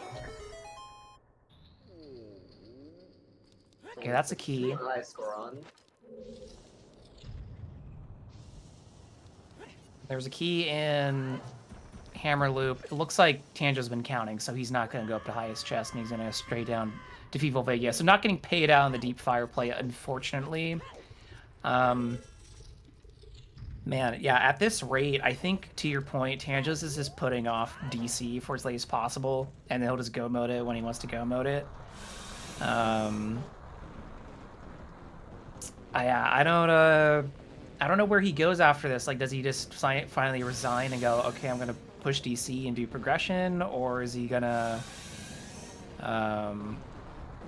keep pushing these stones? Because we know that he needs to get magic off of King Zora. That's his only available magic. So if he goes to DC, then I'll open Spirit for him. Yeah, he might. Like I said earlier, there's a chance that he might decide to go mode DC after getting the magic, just to try and make up time. It's difficult to determine what he's thinking. He definitely feels behind with these plays. I think we can safely assume that. However, I'm not sure if Tanjo's the type of person who will do that type of play. So, Sure. yeah, after this, we'll see what he does. It will be very interesting. Yeah, this is exciting. We're just basically like, who's gonna get to sword first? Marco, who's been doing a very efficient, clean route this whole time, machining through, or Tanjo, who's feeling behind and pushing stuff that Tanjo is not going to get around to. Like, I don't know when Marco would get around to pushing Forest, especially without a bow, which Tanjo got bow locked on, so that's crazy.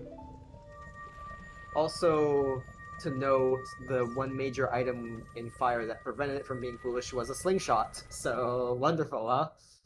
Yeah, right? The only thing is, we haven't seen anything on Jabu yet.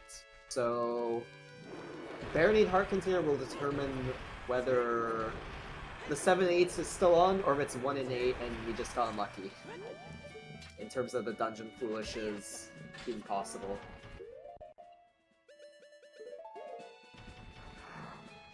Okay, Tanjo equipping the blue fire. He's gonna go to King Zora now. And Yeah, I think this is best for him. Absolutely.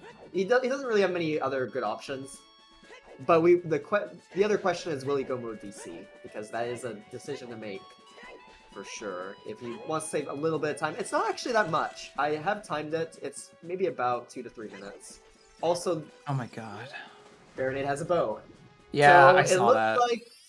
It looks like from what it seems that every dungeon does have an item, and we haven't seen one in Forest yet either to know. So that's another interesting thing to make a point on. Actually, no, wait. Was there anything in DC? Blue fire arrows. Does that not count? Yes, that counts. Okay, so okay.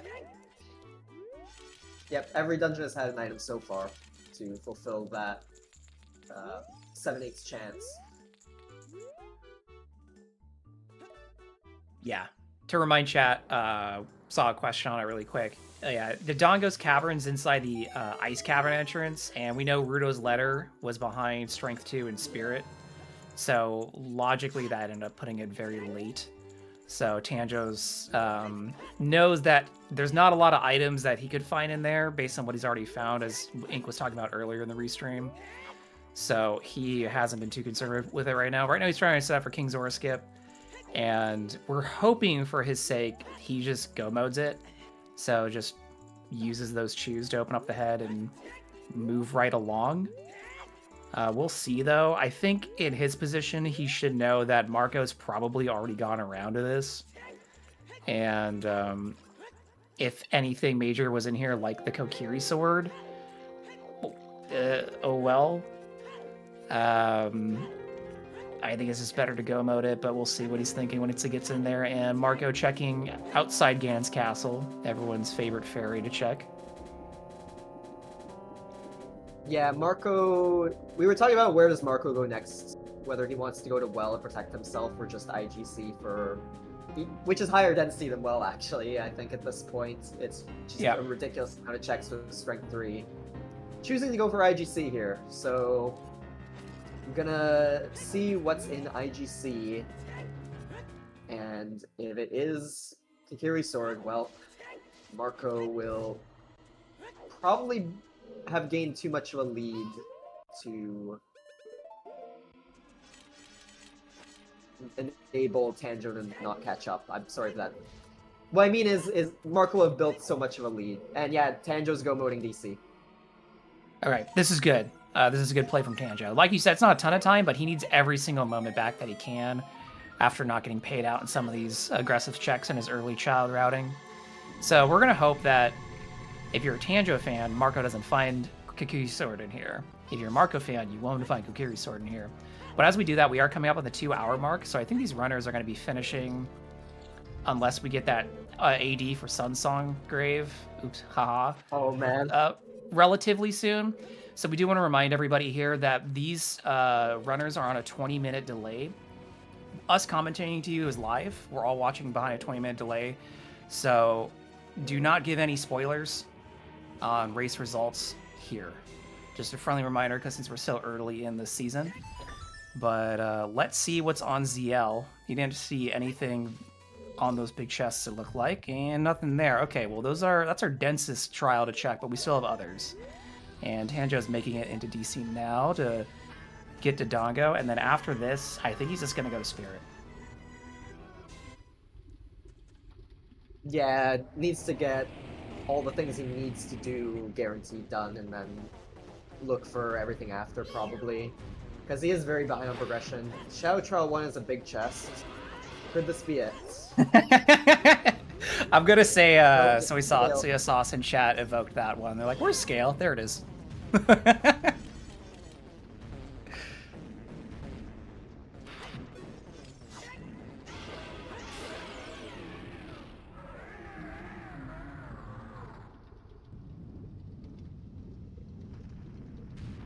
Yeah, right now in terms of big chests, which there's another one, we're still missing 2 bottles. So, you know, Marco could just run into bottles here. Maybe this is gold scale. Nope, that's Kokiri's sword. Oh, there's All right. K-Sword. Yeah, this is Marco's race to lose now. It's going to be... I don't see how Tanjo comes back from this one at this point, unfortunately. So Yeah, with that, we do Marco want to remind...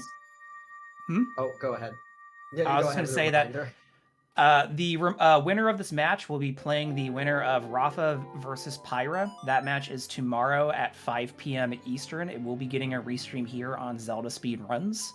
I don't know if it'll be on Zelda Speedrun 1 or 2 or 3, but that match will get restreamed here. So it looks like Tanjo will be playing whoever loses that match. I did see Pyra in chat earlier. Good luck to you. If Rafa's here, good luck to you as well. Should be an exciting match tomorrow. Yeah, for sure. And,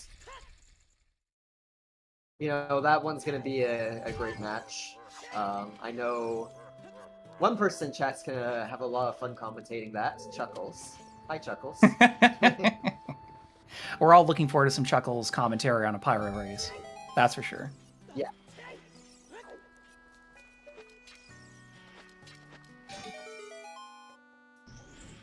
We're also looking forward to co-commentator on that one as well with Chuckles. I think it's Lefty. So should be some really good commentary tomorrow. Oh no, it's Melqui. It's Mel. We got Mel on there. I was looking at a different one. It'll be Mel and Chuckles tomorrow. Should be a good time. And then tomorrow we also have 2 other races being restreamed. At 11:30 a.m. Eastern time, we're gonna have Zabi versus Seisei, which will be a crazy matchup. As Zabi, a previous season 7 champ and runner-up last season, and then Seisei, a crazy good runner. I'll be back here on commentary with Okishi. And then later that day in the evening at 9:30 p.m., we're going to have Emo Soda and Lefty. That's where I was thinking where Lefty was.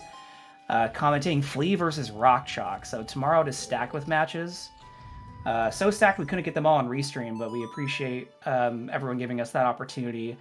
So I'm going to shout out the other matches tomorrow, which is there's also SETI versus Nastrel going on and Vulcan Alpha. Again, those 2 are not going to be restreamed, but keep a lookout for results on those as we hit our 2-hour mark. And I want to thank everyone again for being here on Zelda Speedruns. This is Season 9 of the main tournament for Ocarina of Time Randomizer. With us today, we have an excellent match of Group 3 Preliminary Round 1 between Tanjo and Marco. Tracking for us today is Palm and Siberian. Thank you very much for tracking. Lots of stuff going on in 1v1s.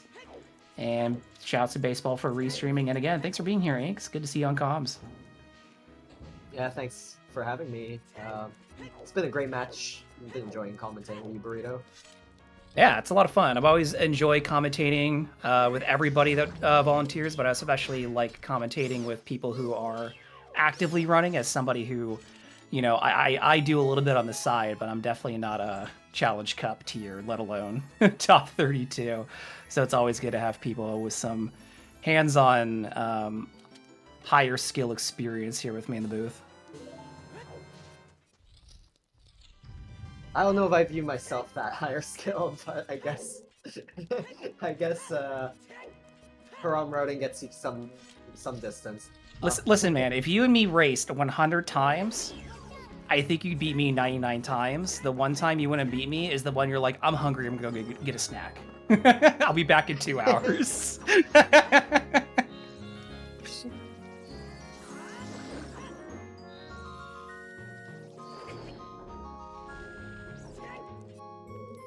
So Tanjo finally chasing that Shadow to Morphopath. We know he's going to find a long shot in here. You know, if he's still thinking about things that Marco might not do, Marco might not continue in here, which, sure enough, Marco dipped out. But Tanjo still has that Jabu to do, and that's progression. And he still needs to go into Spirit to get his letter as well. And it looks like, yeah, he's thinking more progression-oriented here. Oh, nope, he canceled out. He's going for that. He's going deeper into Shadow then. He has letter? Man, I blinked and he got it.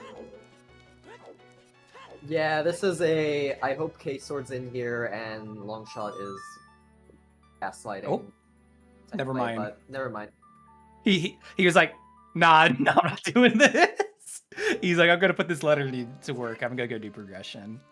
Marco having to now just getting around to getting into water, having to turn that Kokiri sword in. So you know what? That was very timely on Marco's end. Let's get out a bunch of announcements. So thank you. But Marco's just gonna go mode this, so he's just gonna look for boss key as fast as possible. I've been asking this question to like co-commentators on Restream. Inc. Are you a compass chest first enjoyer in Water Temple?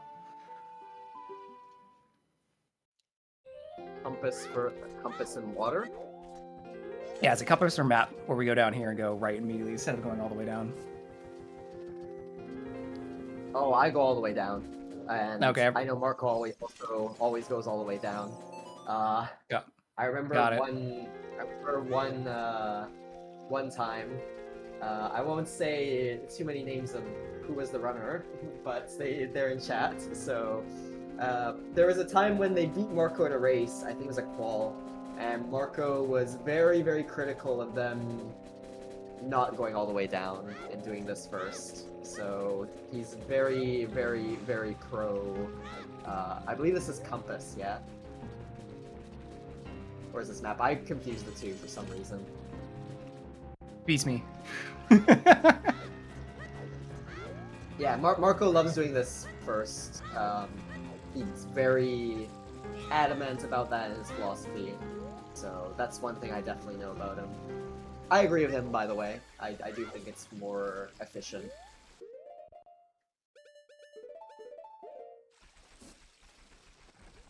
Yeah, I would agree with this being the more efficient routing.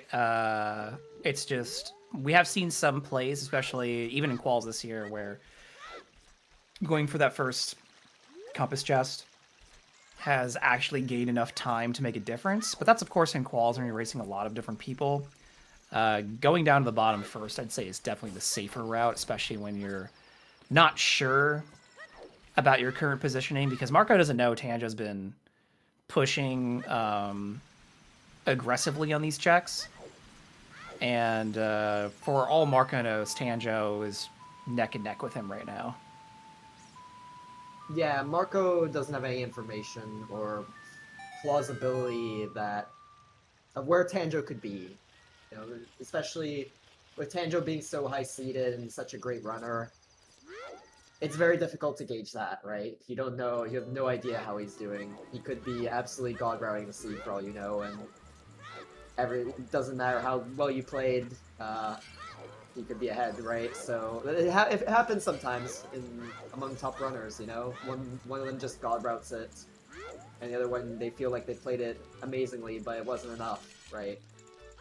Granted, Marco has played this amazingly. I don't know, I wouldn't say god route, you know, god route is literally like, just skip every check that isn't an item type stuff, but yeah, Marco has routed this fantastic, I will say that, so probably will feel at least okay, you know, in go mode right now. Hard, maybe he thinks he's like in a lead, but doesn't know for sure, right? Yeah, I can't think of anything that would make him really feel bad about this performance. The only place where maybe he could have saved time was getting around to check Dampe sooner, but then you're like pushing time at day stuff, so I don't even think that was a mistake. That was just bad luck. And it didn't really come back to hurt him because he just got Requiem anyways, and they both crossed once, so they both sunk the same amount of time there. So there's really not much to critique Marco on in his play today, at least in his routing, and then his execution's been great the whole time. Yeah, not much. No notes. Great job, Marco. Yeah, the only thing that maybe he could feel as a mistake was crossing, but little does he know Tanjo crossed as well. So, yeah.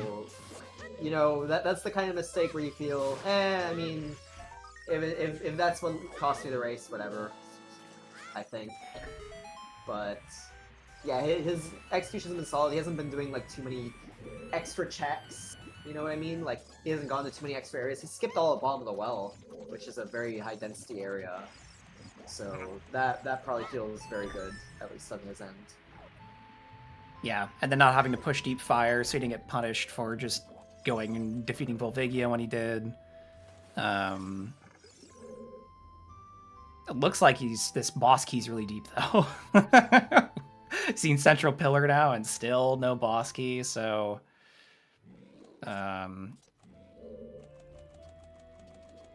yeah, I don't think Marco's sweating though.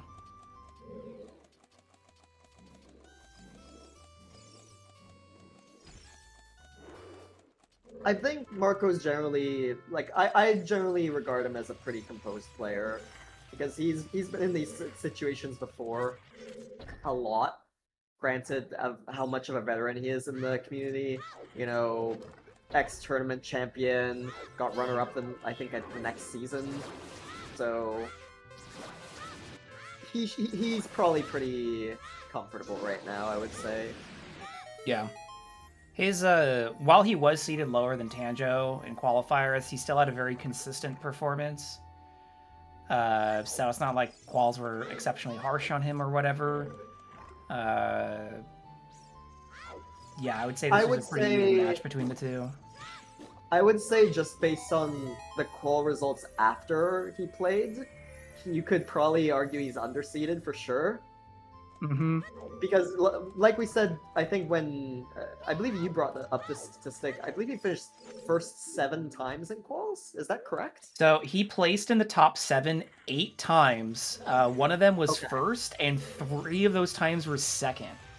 And then he placed once third, once fifth, and once seventh. Tanjo placed in top 7 3 times, which was fourth, second, second.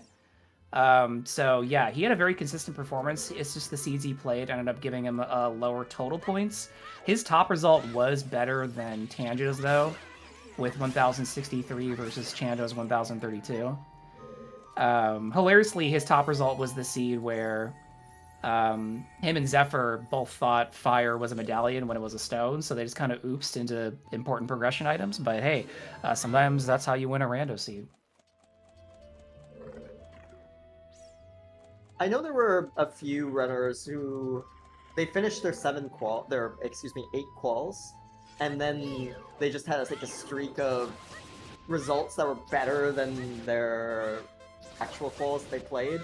I think Seisei was another one, actually, if I remember correctly. I think the qual after the 8 that he played, he just got first, so it happens sometimes. I think that's maybe what happened to Marco, you know, just didn't play the right ones and took a little bit of a hit in points, but still comfortably made top 32. He'll get River Bosky here, pretty much have to full clear water to get that. So... Yeah, but to your point, yeah, Seisei is seeded 25th, which also feels underseeded for Seisei. Seisei is an excellent runner, and you're right, the first qual after his first 8, he got first, and actually beat Mario by 5 minutes, and then beat the top 7 average by, it looks like 8 minutes. So, yeah, it just happens. There's a lot of runners who got their 8 in, then, oops, my best score was the one after that. Oh, well. Yeah, I think Marco played all of the quals as well, Shadow Magi. So that would also explain maybe more top 7 appearances than Tanjo, but... obviously still very skilled runners as we see Marco getting Morpha into the door jam and getting the quick kill on that. And with that, Marco is go defeat Ganon and finish up this seed now. Well, it looks like Tanjo's getting to Big Octo.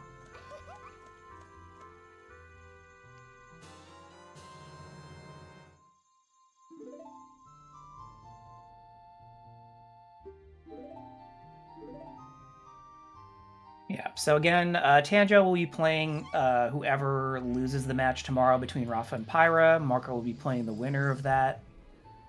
And as a reminder, the way this tournament is structured, our first sets of races here in groups is that everyone's going to play at least 2 matches. And these pools are to determine who are going to move on to the main bracket. If you want more information about what those brackets look like or the full tournament scheduling, that is in the S9 Resources channel of the Ocarina of Time Randomizer Discord. It's been very useful just for me to pull up the current brackets and then see and be like, oh, okay, so this is who's playing who and whatever. And also nice to take a peek at the schedule.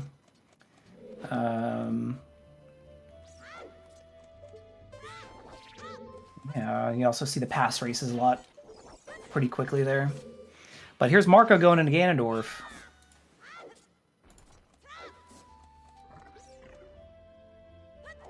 You'll never find the light arrows in Spirit Temple. Oh wait, it was synced in Dante's Diary.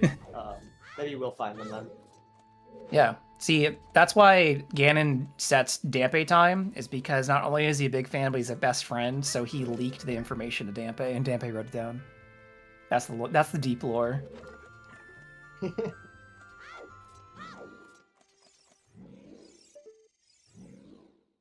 And Tanja's about to get into Baronade here. So 2 boss fights, just different ones.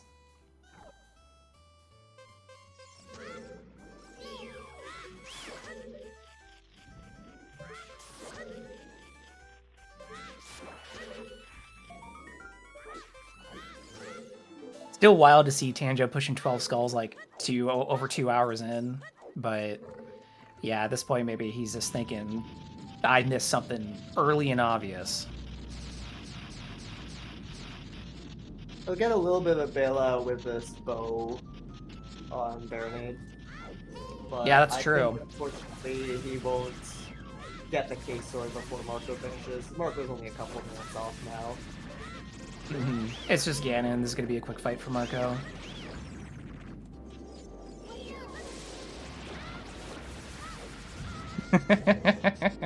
Yeah, as we were talking about earlier, Zavi in chat is matchup against Seisei tomorrow morning, 11:30 a.m. Eastern Time.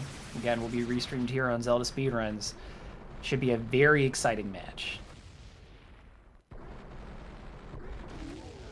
Tanjo is missing Kokiri's sword and bow. Bow he's going to pull right here. Kokiri's sword, though, is in Shadow Trial 2 inside Gan's castle.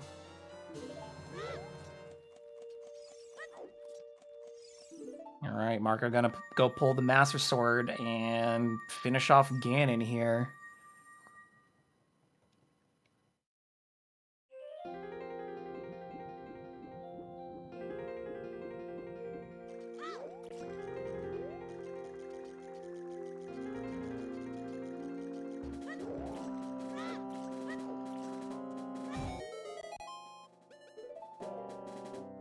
One more poke.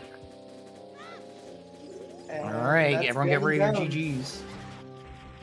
Yep, get your GGs out for Marco. He will be advancing to the... I don't know how to describe it. In GSL groups, I guess it'd be winner's bracket round 2 of the group stage, but I'm not sure exactly how to call it. It's being referred to as like... Oh man, Hyper wrote it down. Hold on. Thanks. Yeah, all good. because this... Meantime... Oh yeah, go ahead. Oh yeah, Marco just finished first place with a time of 2:16.07. And we'll see if the runners would like to come in for an interview. Oh yeah. So this is preliminary round 1. Marco's going to be moving on to preliminary round 2. And Tanjo's going to be moving to elimination round 1. For preliminaries. Don't worry about the names, everybody. Just come watch. Come watch. Don't worry about it. So I should note what's going on in the race room. Marco has said that he will join the French interview first, so they're not waiting. I know it's like late in France, so of course if you are a French speaker and you're watching, there is a French race room at Poppy Grunt as well. We're grateful for our French restream partners, so definitely check them out and support the French TV. Oh, it's not Poppy? Who is it then? It's Manu, excuse me. It's Manu who's restreaming. Yeah, that link will be updated shortly. Meantime, looks like Tanjo hasn't forfeited, so we'll see if he decides to continue here.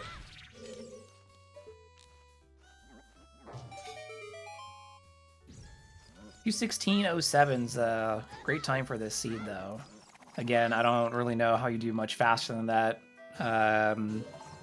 Obviously, there was ways to route it faster, but from a rando perspective, like, you don't have all that knowledge, right? So, hard to do much better than that.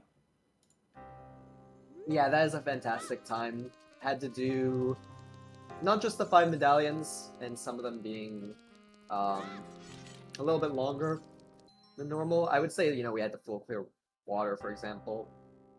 But also, we had to go to Stone Spirit and clear most of that, so it was a little bit lengthy on that respect. I think Marco did a great job of avoiding, some areas like bottom of the well, managed to avoid that.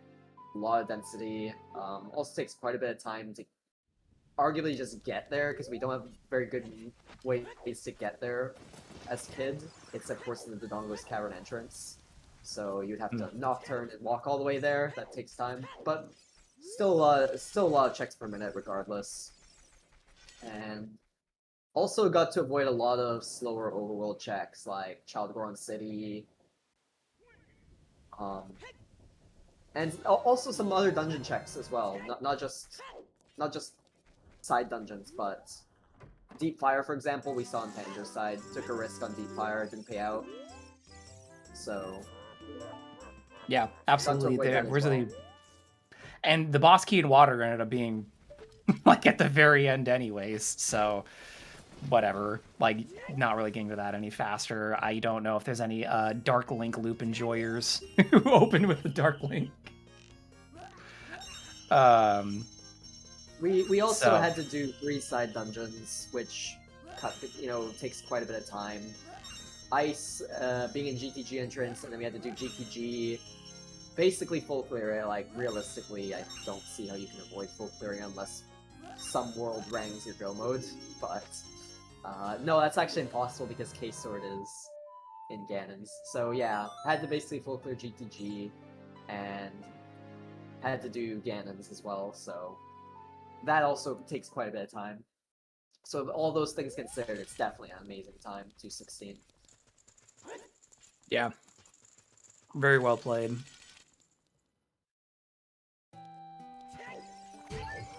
Alright, so Tanjo finally getting back into Spirit here. He did dip in here earlier and got Ruda's letter and then dipped out. So he'll eventually find the other bow that we know that's in here on Iron Knuckle, potentially. We know he's going to find Strength 3 up on the path towards Iron Knuckle. He'll find the light arrows behind the first Mirror Shield check on that route as well. So this will kind of fill in the blanks for him, and I don't think it's long before this puts him into IGC once he pulls that Strength 3. And he'll run into his K-Sword.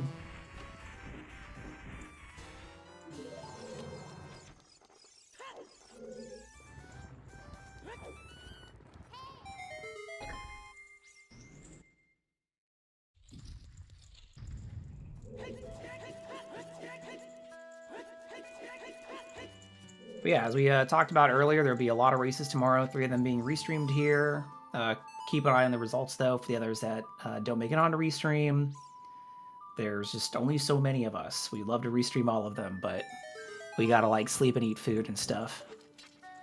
I mean, there's just a lot of matches on Friday. It seems like everybody wanted to put up Friday. Also, Palm calling it out. If you do want to volunteer, there's the sign-ups. You don't have to commentate like us. You can always track. And then there's also opportunities to get into restreaming, if that floats your boat as well. But yeah, to your point, these runners, they get together and they schedule with each other when their matches are, and obviously, especially with such disparate time zones, like one of the matches tomorrow is Volk versus Alpha. That's literally somebody over in Europe and someone in the United States. There's only so many of time slots that really reasonably line up, so middle of the day on a Friday, or early evening on a Friday, depending on where you are in the US. That's how it works, because that one's at 5 p.m. Eastern, so just gotta swing it. Just like we've also had, I think there was a race. 9 a.m. Eastern today, Ryu yeah. and Shi. Ryu and, yeah. Machi, yeah, that was early.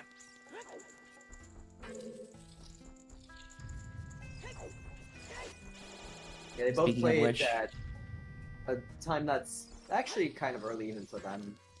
Like that's about afternoon time.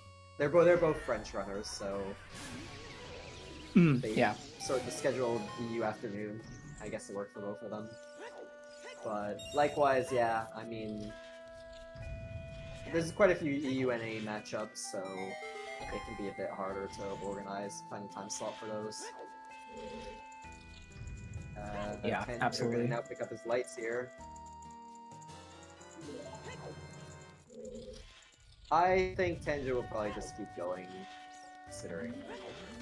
I don't know if Tanjo is the type of runner who closes the race room until he's in go, or something like that.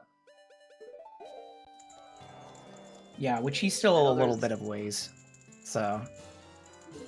Yeah. I know there's some runners who, like Alexis, for example, doesn't, like, never forfeits.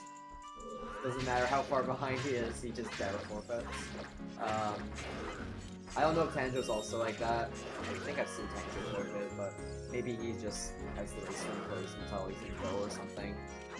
Or decided for the tournament match he'll just finish regardless. Yeah, if we had to estimate how... A lot of runners would probably forfeit if they saw the finish, and we're still one casino away from go, and still had water to do and all that, but yeah, go ahead. Yeah, I was just gonna say, I'm trying to guess how long this is gonna go. I don't think Tanjo's gonna do Twin Robo here.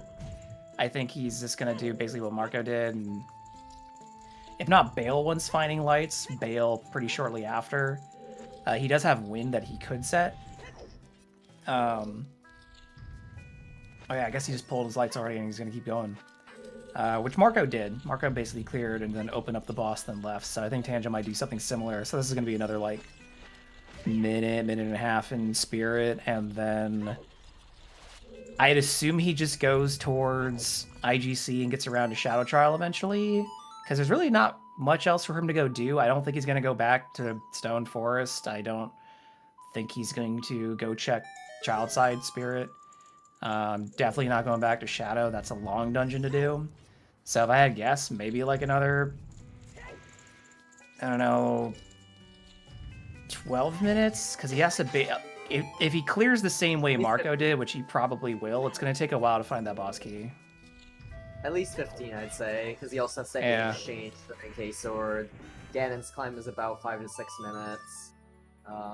This prelude looks like it is an IGC play. I know he's been playing in a way where it's kind of like doing the plays that he feels behind with, if that makes sense. Like going for those, you know, deep fire type plays and hoping that Marco hasn't ever gotten around to them, stuff like that. Looks like he's resigned to just going for density now. Yeah. This is the right play, though, because he will find sword here.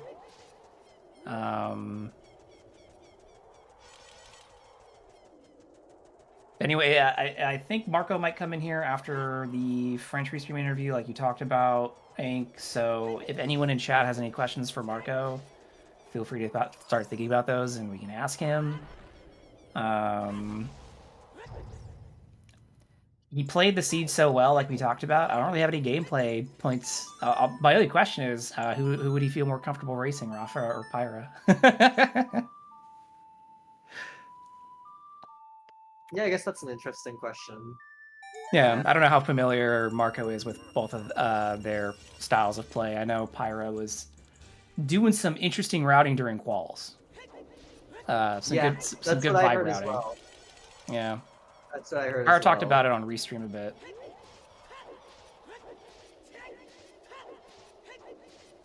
I think Marco's maybe... Oh, go on. No, I was like, I think the general advice I got from Pyra was, do things in logic, even if it seems unlikely. What were you going to say about Marco? Oh, I would say maybe Marco is a bit more familiar with Rafa, considering they're both French players, and Rafa, he's been around for quite some time. I think he was he last played Standard at least in S6. Like he completed quals, and believe he was like 33rd seed, if I remember correctly. I'll double check that just to make sure. Yeah, he was 33rd seed in Season 6, so definitely has been high up for some time. And also very high up in the RSL tournaments. Like, he's had very good performances there as well, so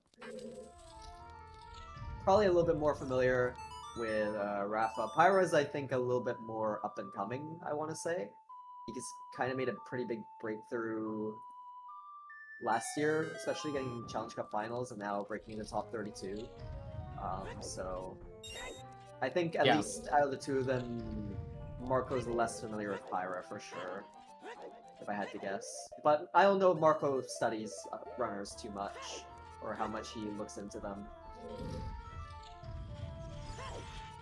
Yeah, I don't know how much time Marco has to do research on other runners when he's playing this game so much. Yeah, he streams a lot, and not just Zelda, but he does speedrunning in various other games. So there's a chance maybe he just doesn't have time to research other runners. Yeah. Some runners don't put as much stock in researching others, either just because, I don't know, if they just don't find it as important as just, you know, practicing and refining your own strategy, or it's a lot of time. Watching a lot of these restreams is a lot of time. Like, I made a note sheet for myself and shared it with the commentators during quals. Oh, looks like we're getting Tanjo in here? So never mind, let's put that on hold. Welcome in, Tanjo. GG. Thank you. GG's.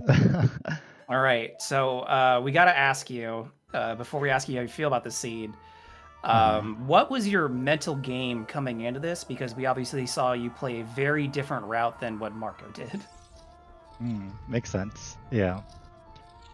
I mean, I just kind of did what I would do in a qualifier, because, you know, doing that got me 6th seed, so, you know, why change, really?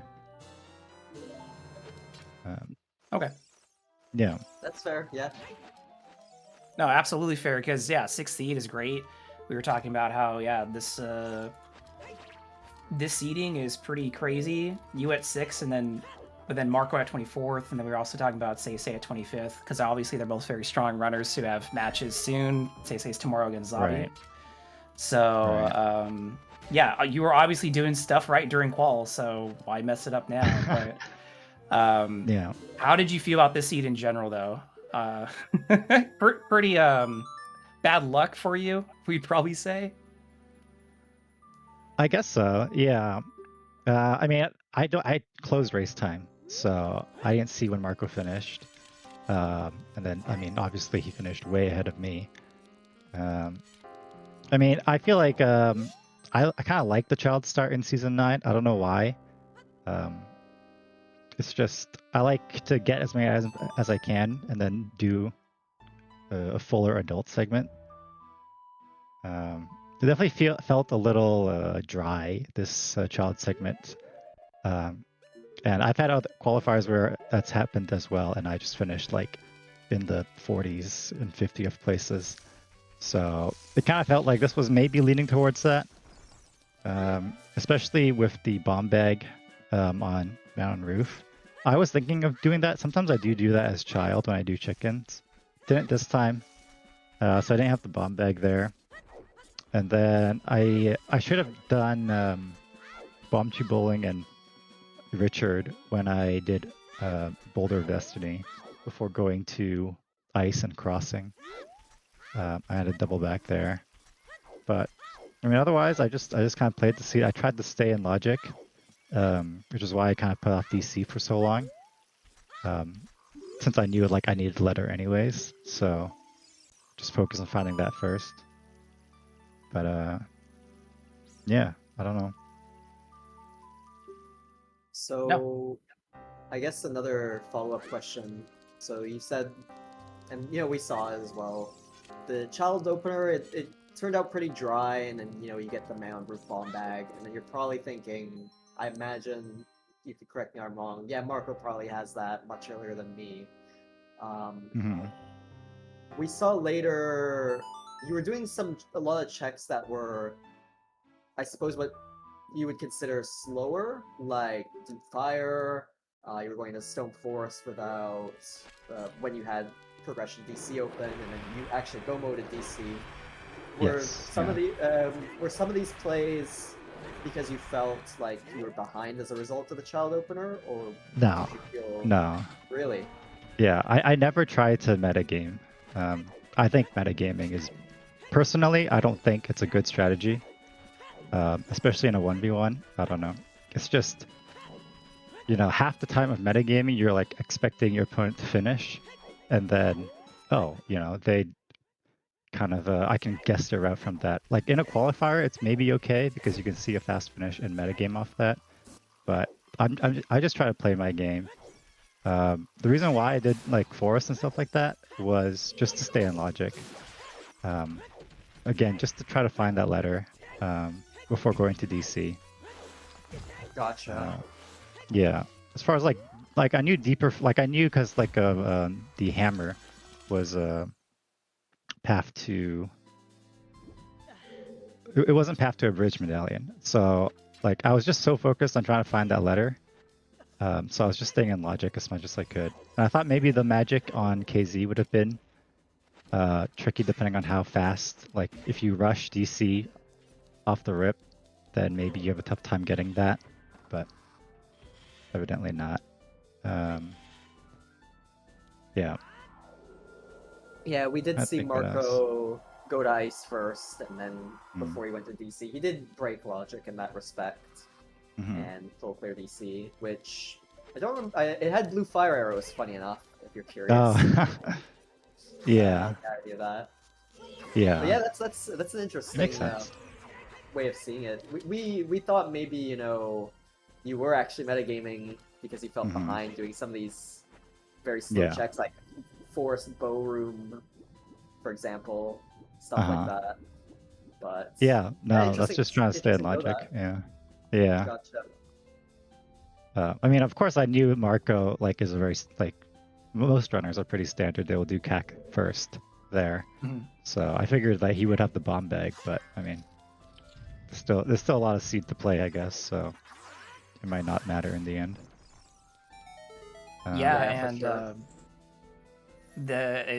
All it did really was have you double back to some things like South Hyrule Field because you didn't have bombs the first time you went there, but there wasn't actually a lot of stuff behind the bomb bag itself in terms of overworld checks, so it just lost you maybe a little bit of routing time, so it actually wasn't that big of a deal. Yeah, I think I mean, it's tricky to say. Obviously, going CAC right away as adult and doing your standard opener is like the optimal play in that position, but I've always been a fan of the kind of suboptimal openers, River before CAC, or in this case, doing Child early. I just like to change it up, just to keep it interesting for me personally. I think it's just more fun that way.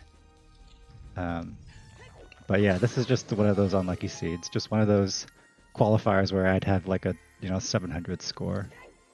But yeah.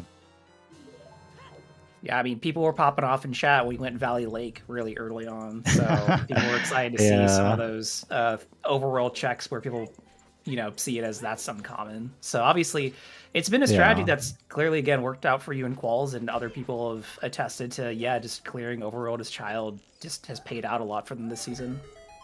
Yeah, Valley, a foolish hint in Valley was a little unfortunate.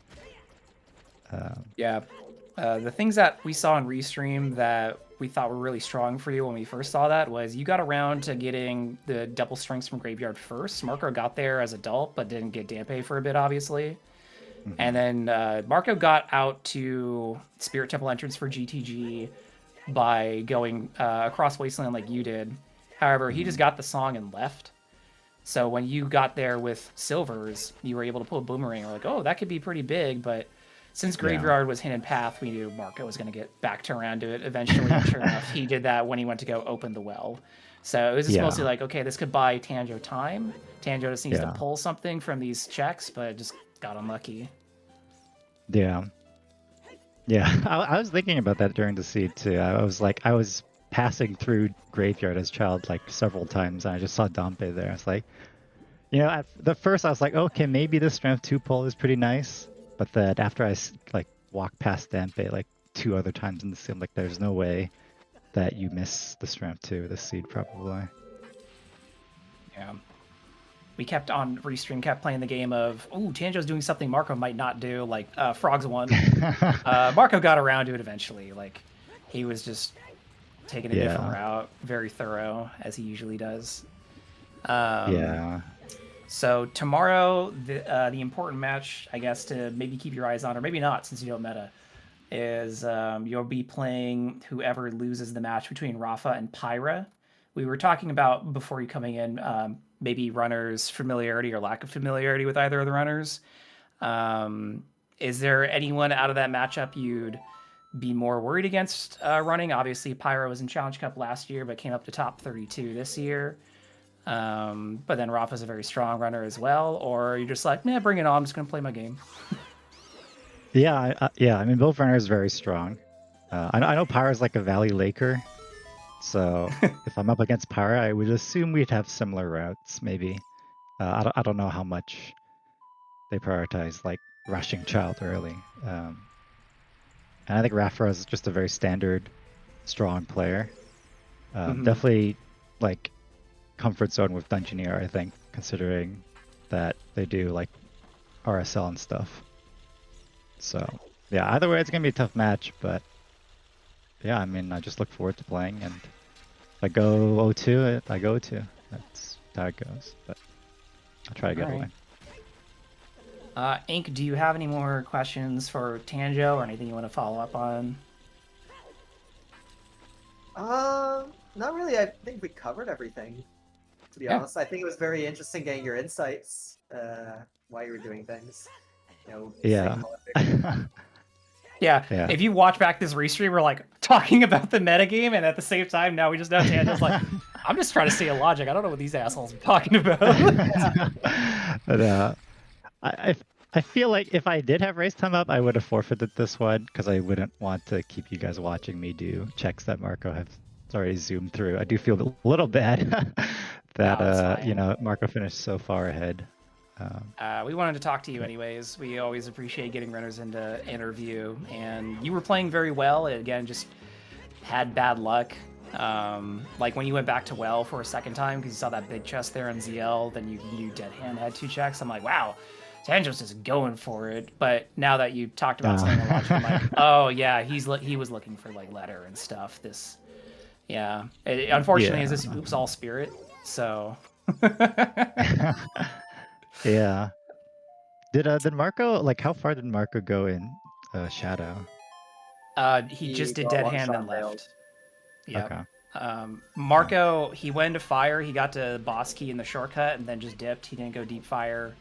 We were talking about Marco's routing, and we're like, the only thing that Marco maybe could have improved on is not crossing and instead going to do Dodongo and then take Requiem instead to save time. But otherwise, he was pretty much close to the God route on this one. Pretty hard to make up time anywhere, other than just pulling something out of somewhere. Yeah. Yeah, I mean, Marco, definitely a strong runner. C27 is not indicative of his strength. No, yeah, 27th. So, we were like, dude, this guy's underseeded. But that was also just quals for people. Some people were just having really unfortunate quals. And as Ink was like saying during the restream, they hit their 8th race, do a 9th, and then all of a sudden they're putting up crazy scores. And you're like, well, oh well.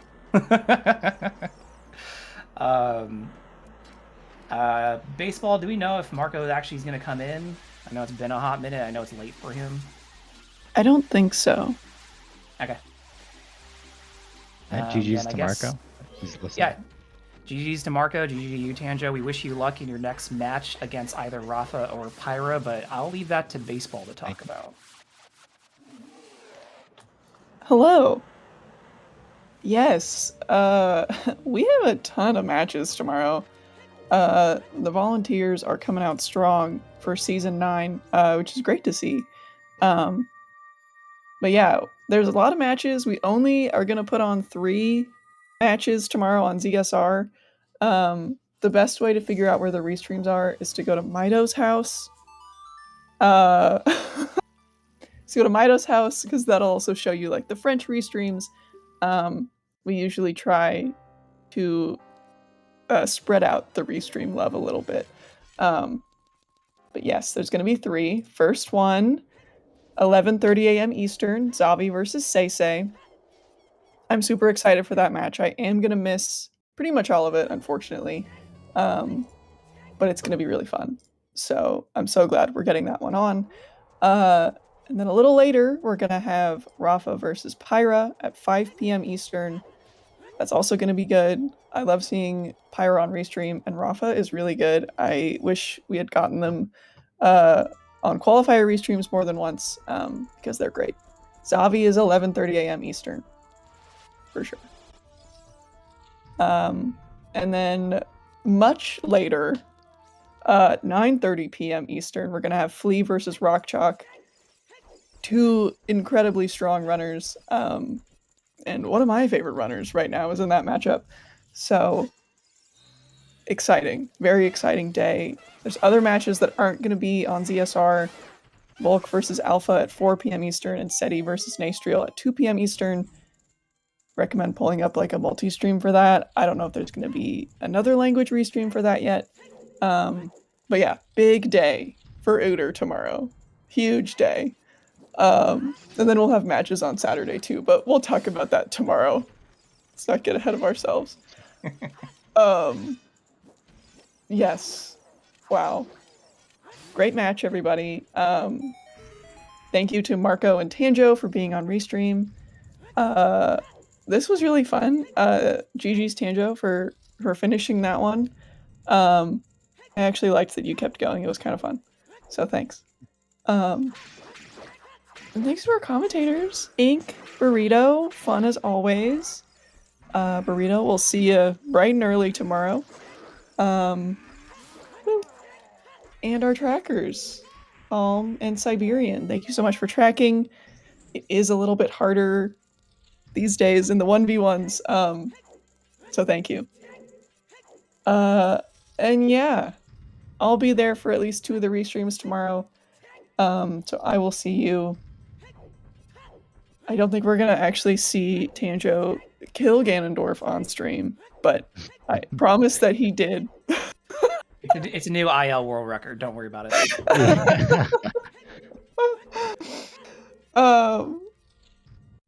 Yes.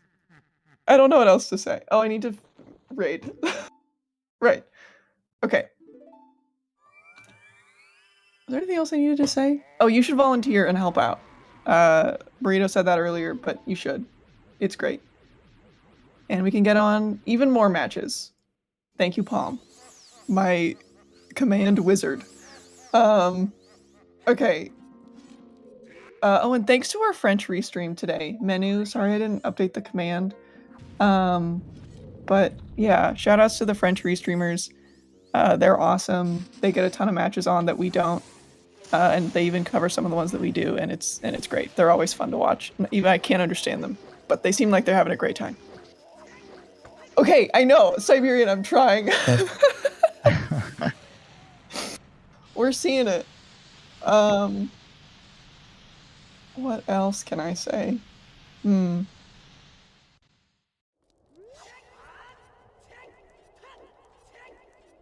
Oh yeah, you should. Thanks, Palm. Oh goodness. Can we end it before we start pumping Triforce splits? Jeez. Sure. You all should play Triforce Splits. What a great game! Get in here. Stop her. And you should play League. That'll be starting up at some point soon. Great way to get 1v1 experience. It's great for all skill levels. And you should listen to the podcast. You can listen to our good friend Chuckles and our good friend Emo Soda, and of course Jimbo. Talk to each other. for a long time. Is Jimbo not a good friend? You call the other two good Also, friends. If I can interject, you can Please. you can hear Chuckles talk smack about me and how much of a terrible runner I am. So that's always It's true. That's a good plug. documented.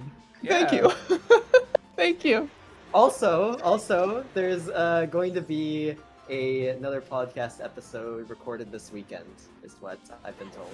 So keep an eye out for that. Oh. Leaking the inside info. Whoa. Oh damn. I didn't know that. That's good to know. Yeah, people who stuck around get some extra podcast info. Gosh. Yeah, I was on an episode of the podcast. I like to bring that up just to remind people that I'm cool. And you should listen to it. It was fun. And Tanjo is literally gonna be Ganon right now. We did it, everybody. Let's go, Tanjo. Okay. Longest cutscene in the history of cutscenes. Who are we rating baseball? Make sure you join the Ocarina of Time Randomizer Discord and the ZeldaSpeedRuns Discord. Yes, perfect. And with that, GG's Tanjo. Thank you. Great job. We made it. We did it. Great job, you finished. Okay, I think I'm gonna raid Evray. I don't know if I'm pronouncing that correctly. Oh well. They're playing Ocarina of Time Randomizer, of course. And they're having a great time. So I hope you enjoy that. And I'll see you tomorrow. Tons more Ooter action. Have fun. See you later. Bye.